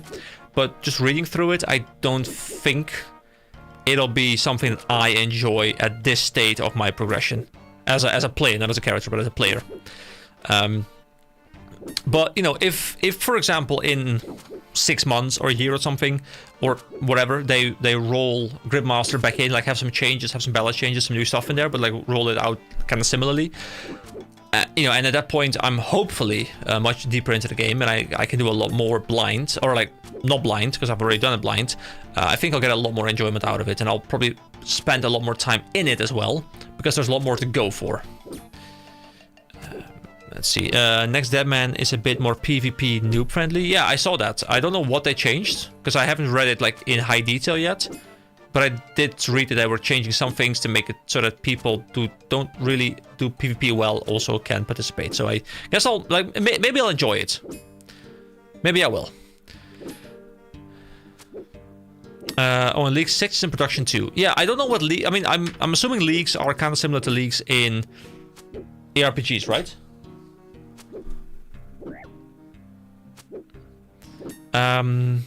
If you like Gridmaster so much, you must try next leagues. I probably will. I probably will. I don't know when it's coming out. I'm assuming it's somewhere next year. I'll probably check it out. Like, I'm all for checking out new game modes, and even if I don't like it, like I'll at least want to try it and realize that I don't like it, because you know, it's just more content to play, more gameplay, more fun to have, and I'm all for having more fun. Leagues are a full version of Gridmaster. Gridmaster was just a quick fun mode based on leagues. Yeah, I'll probably really enjoy it. Like if it has similar dopamine kind of things where it's shifting the balance of the game, shifting the approach to the game, but keeping the game the same and like progressing through it again, but with like different goals along the way, I guess I'll very much enjoy it. Most likely, yeah. Like I very much enjoy that in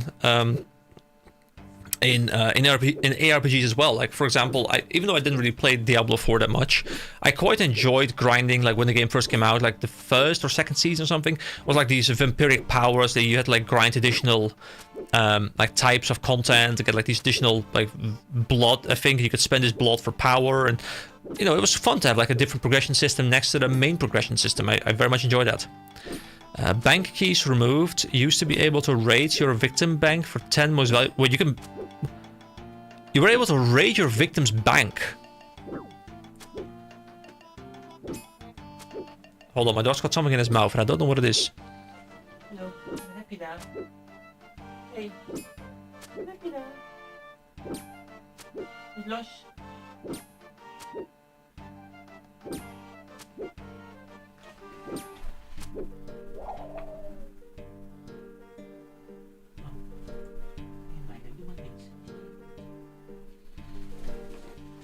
Oh, apparently it was one of those like things you twist around a cable. It's like have them like tied up as like when you buy it, like you have to like untie it, like twist it around each other. Yeah, I never tried that, man, because I hate bank keys, but now I'll give it a try. I might look into it. Hey, another rune medium helm. I'm always scared my dog is going to like chew through a cable because it's done that before, but it's been a very long time since they've done that. So I'm hopeful that it was a one-time thing, but I have so many cables running down there that I'm scared. Like if he gets into that and like starts going ham, I could lose like hundreds of euros worth of cables. Like it could be ridiculous. Hi McDonald's. Hi McDonald's.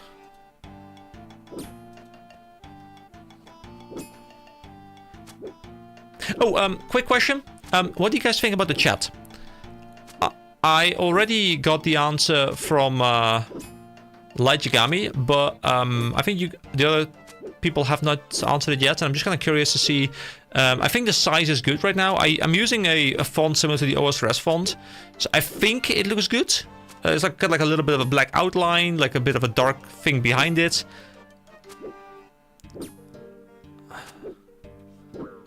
It's way better. Okay, yeah. Because I didn't like the fact that it was like on the screen, you know, like it was just like blocking stuff. Now it's still like sort of big, but it's like a self-contained area, and I can still change it now.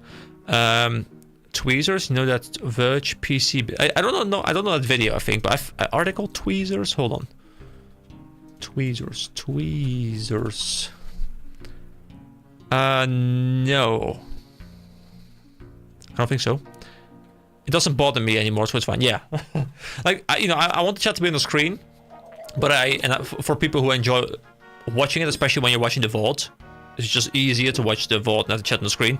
But also, people who don't like to having the chat on the screen, I don't want to annoy them away from the stream. You know, like I want to have a nice middle ground, and I guess this is probably fine. Hello.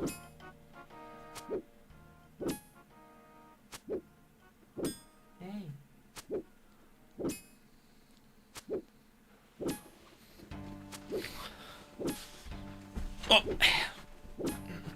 So I have a blanket on me right now, but I rolled my chair over the blanket, so it was stuck. Hey. Hi. You always gotta use the high voice for the dog, right? Hi. Hello. It's important. I don't think I've ever used like a high-pitched voice more than this past couple of months since I got the dog.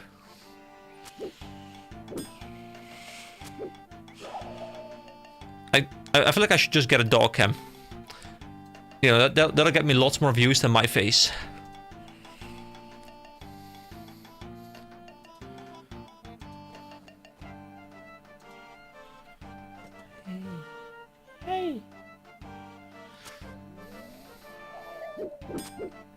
We'll just share the cam. Milo? Come on. Come on.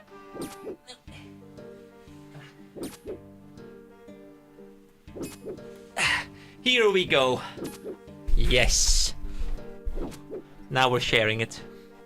Hey. There we go. You know, he's gotta make his appearance on the stream every time. I'll just have him wave. Hey. And for some reason, he seems to be okay with this.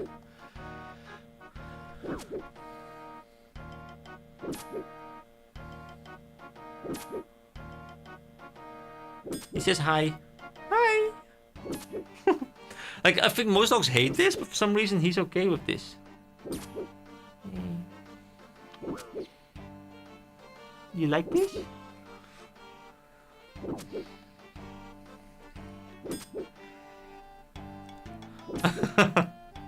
Okay. Want to go back down? Oh, getting some licks.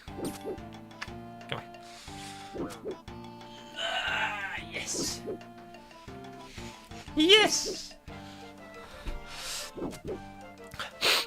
It's kind of similar to the OSRS font, but not quite. Yeah, it's not the actual OSRS font because I think it's a custom font. But this one, I looked up like which one is close to it, and this one was like the closest I could find. I think you can get the OSRS one, but I wasn't able to find it like right away, and I was at that point wanted to go to bed. The amount of dog shocking jokes since the Hassan incident is crazy. Guys, I tend to live under a rock, so I have no idea what kind of... I mean, I've heard of a Hassan incident, but honestly, I have no idea what's happened. Savik says Hassan or Kaya all the time, along...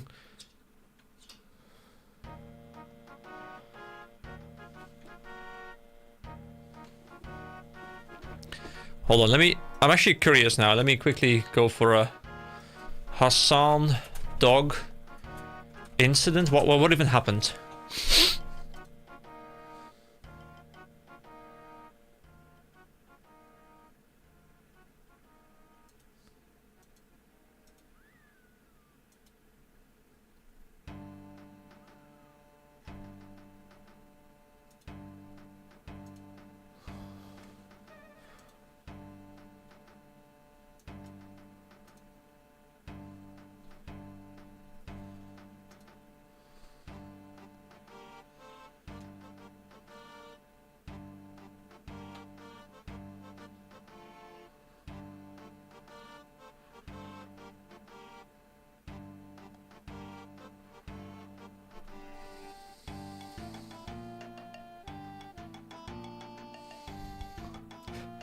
Yeah, okay, so I just saw the video.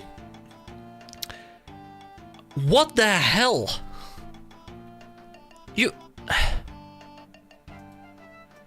Okay, so first of all, I don't approve of using a I mean, okay, I'm a beginner dog owner, you know, I've only had a dog for about 3 months now, so obviously I am no expert on raising a dog.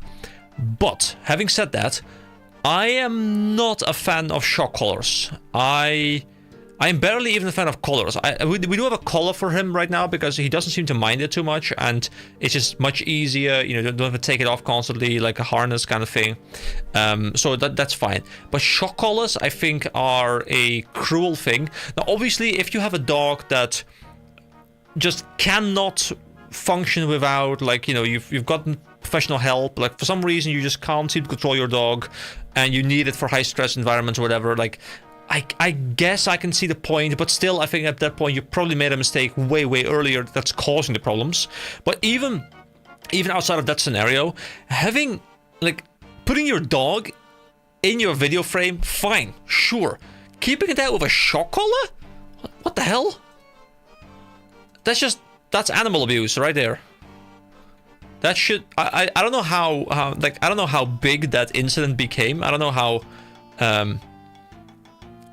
I think vibrating collars are better. Yeah, I guess vibrating collars, I'm not too familiar with them, but I'm assuming they don't, like, cause pain. They're just like, whoa, what's happening? What's happening? Like, I guess they cause confusion more than shock. But like, I've really committed to the school of thought that you should pretty much only use positive reinforcement. Reinforce the things that you want to see more of, and whenever there's something you're not a fan of, try and bend it to something that you do like. Because from like me and my girlfriend, like, we're both reading a lot of like dog psychology things, like how do you raise a dog, what do like certain tells mean. Because the problem with a dog, of course, like you can't directly interact with your dog, like in the sense that you can't talk to it. I can't just be like, hey, what do you want from me? He's gonna tell me, I'm gonna, give him what he wants. No, you have to figure out based on his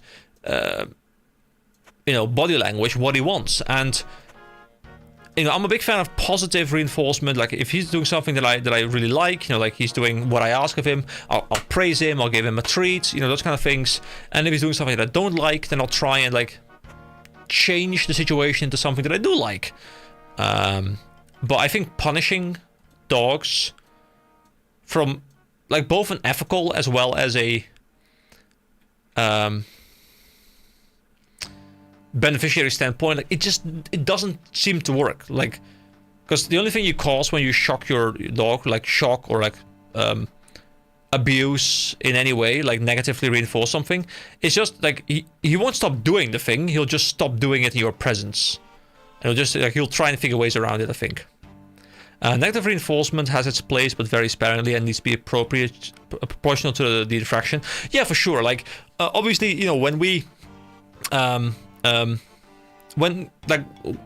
my dog tries like climb on a table or something, or like, tries like sneak food, which he doesn't do often because I think we've done fairly well, if I do say so myself. But if he's like trying to like do something he knows he's not supposed to, like we'll give him like a solid no, and we'll like give him like a bit of a stern look, and we can see that he's like gonna like walk away very slowly, like sad face. He's got to know his place. But I think going further than that, like like kicking your dog or shock collars, like those kind of things, not the biggest fan of that. But obviously, as I said, I'm a beginner dog owner. I don't know everything. I'm just learning as I go. But I do think positive reinforcement in general is the way to go. And I think that goes for everything, honestly. I think that doesn't just go for dogs. I think that goes for people as well.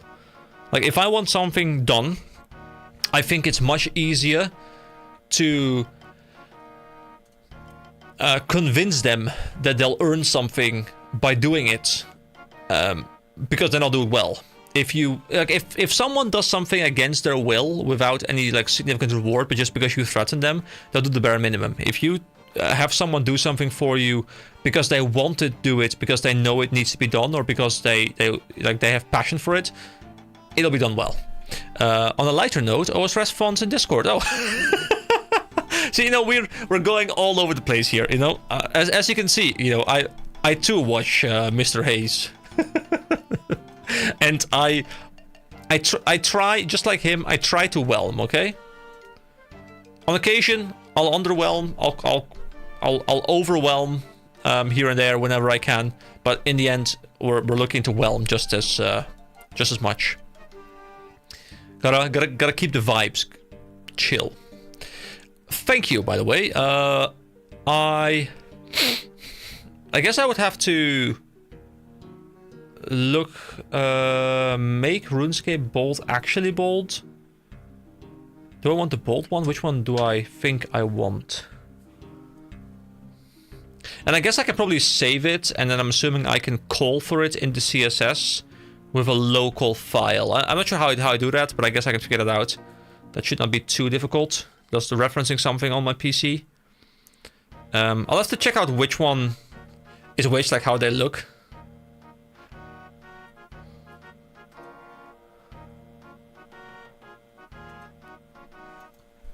Didn't mean to trigger the rant.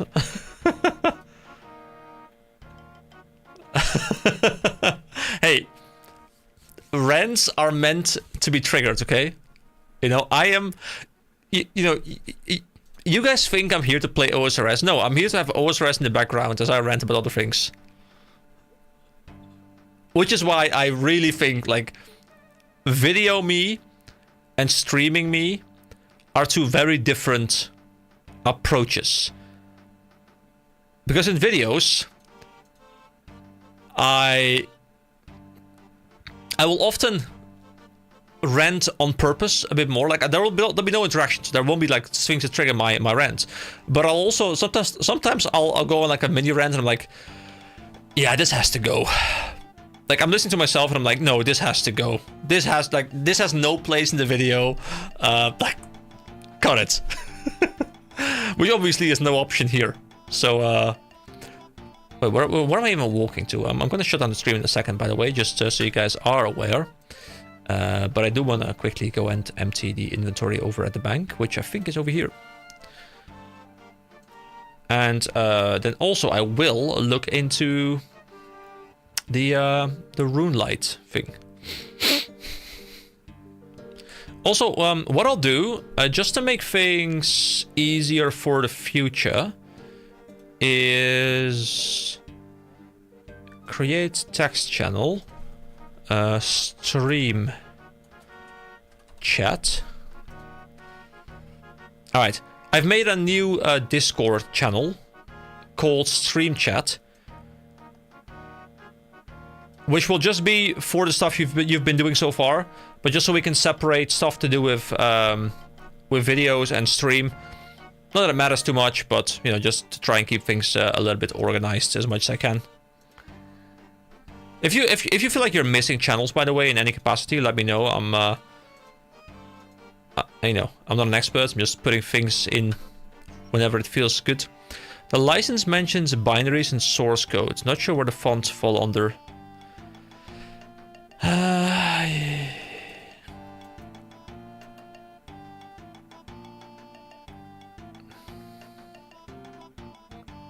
Yeah, I have no idea.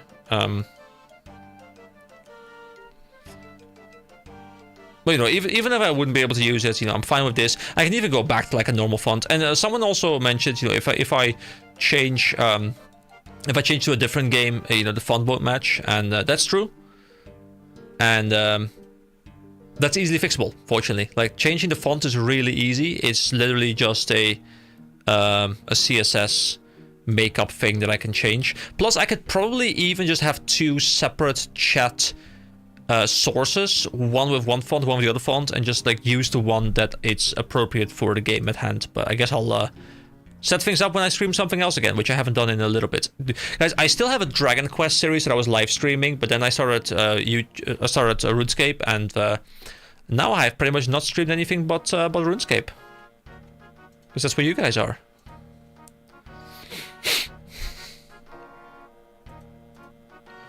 And how long have I been going for, actually? 3.5. That's a nice amount. I do like that. See, I'm trying to piece together whether I want to, you know, try and find a standard day to, you know, have like a weekly stream or something. I don't know. I'm figuring things out, what I want to do. But yeah, I'm gonna wrap things up. It's 11 here.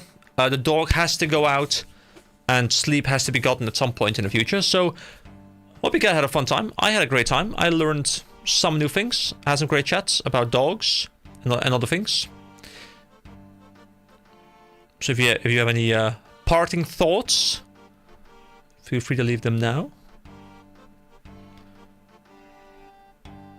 As I look into... Wait, did I just remove the Slayer thing?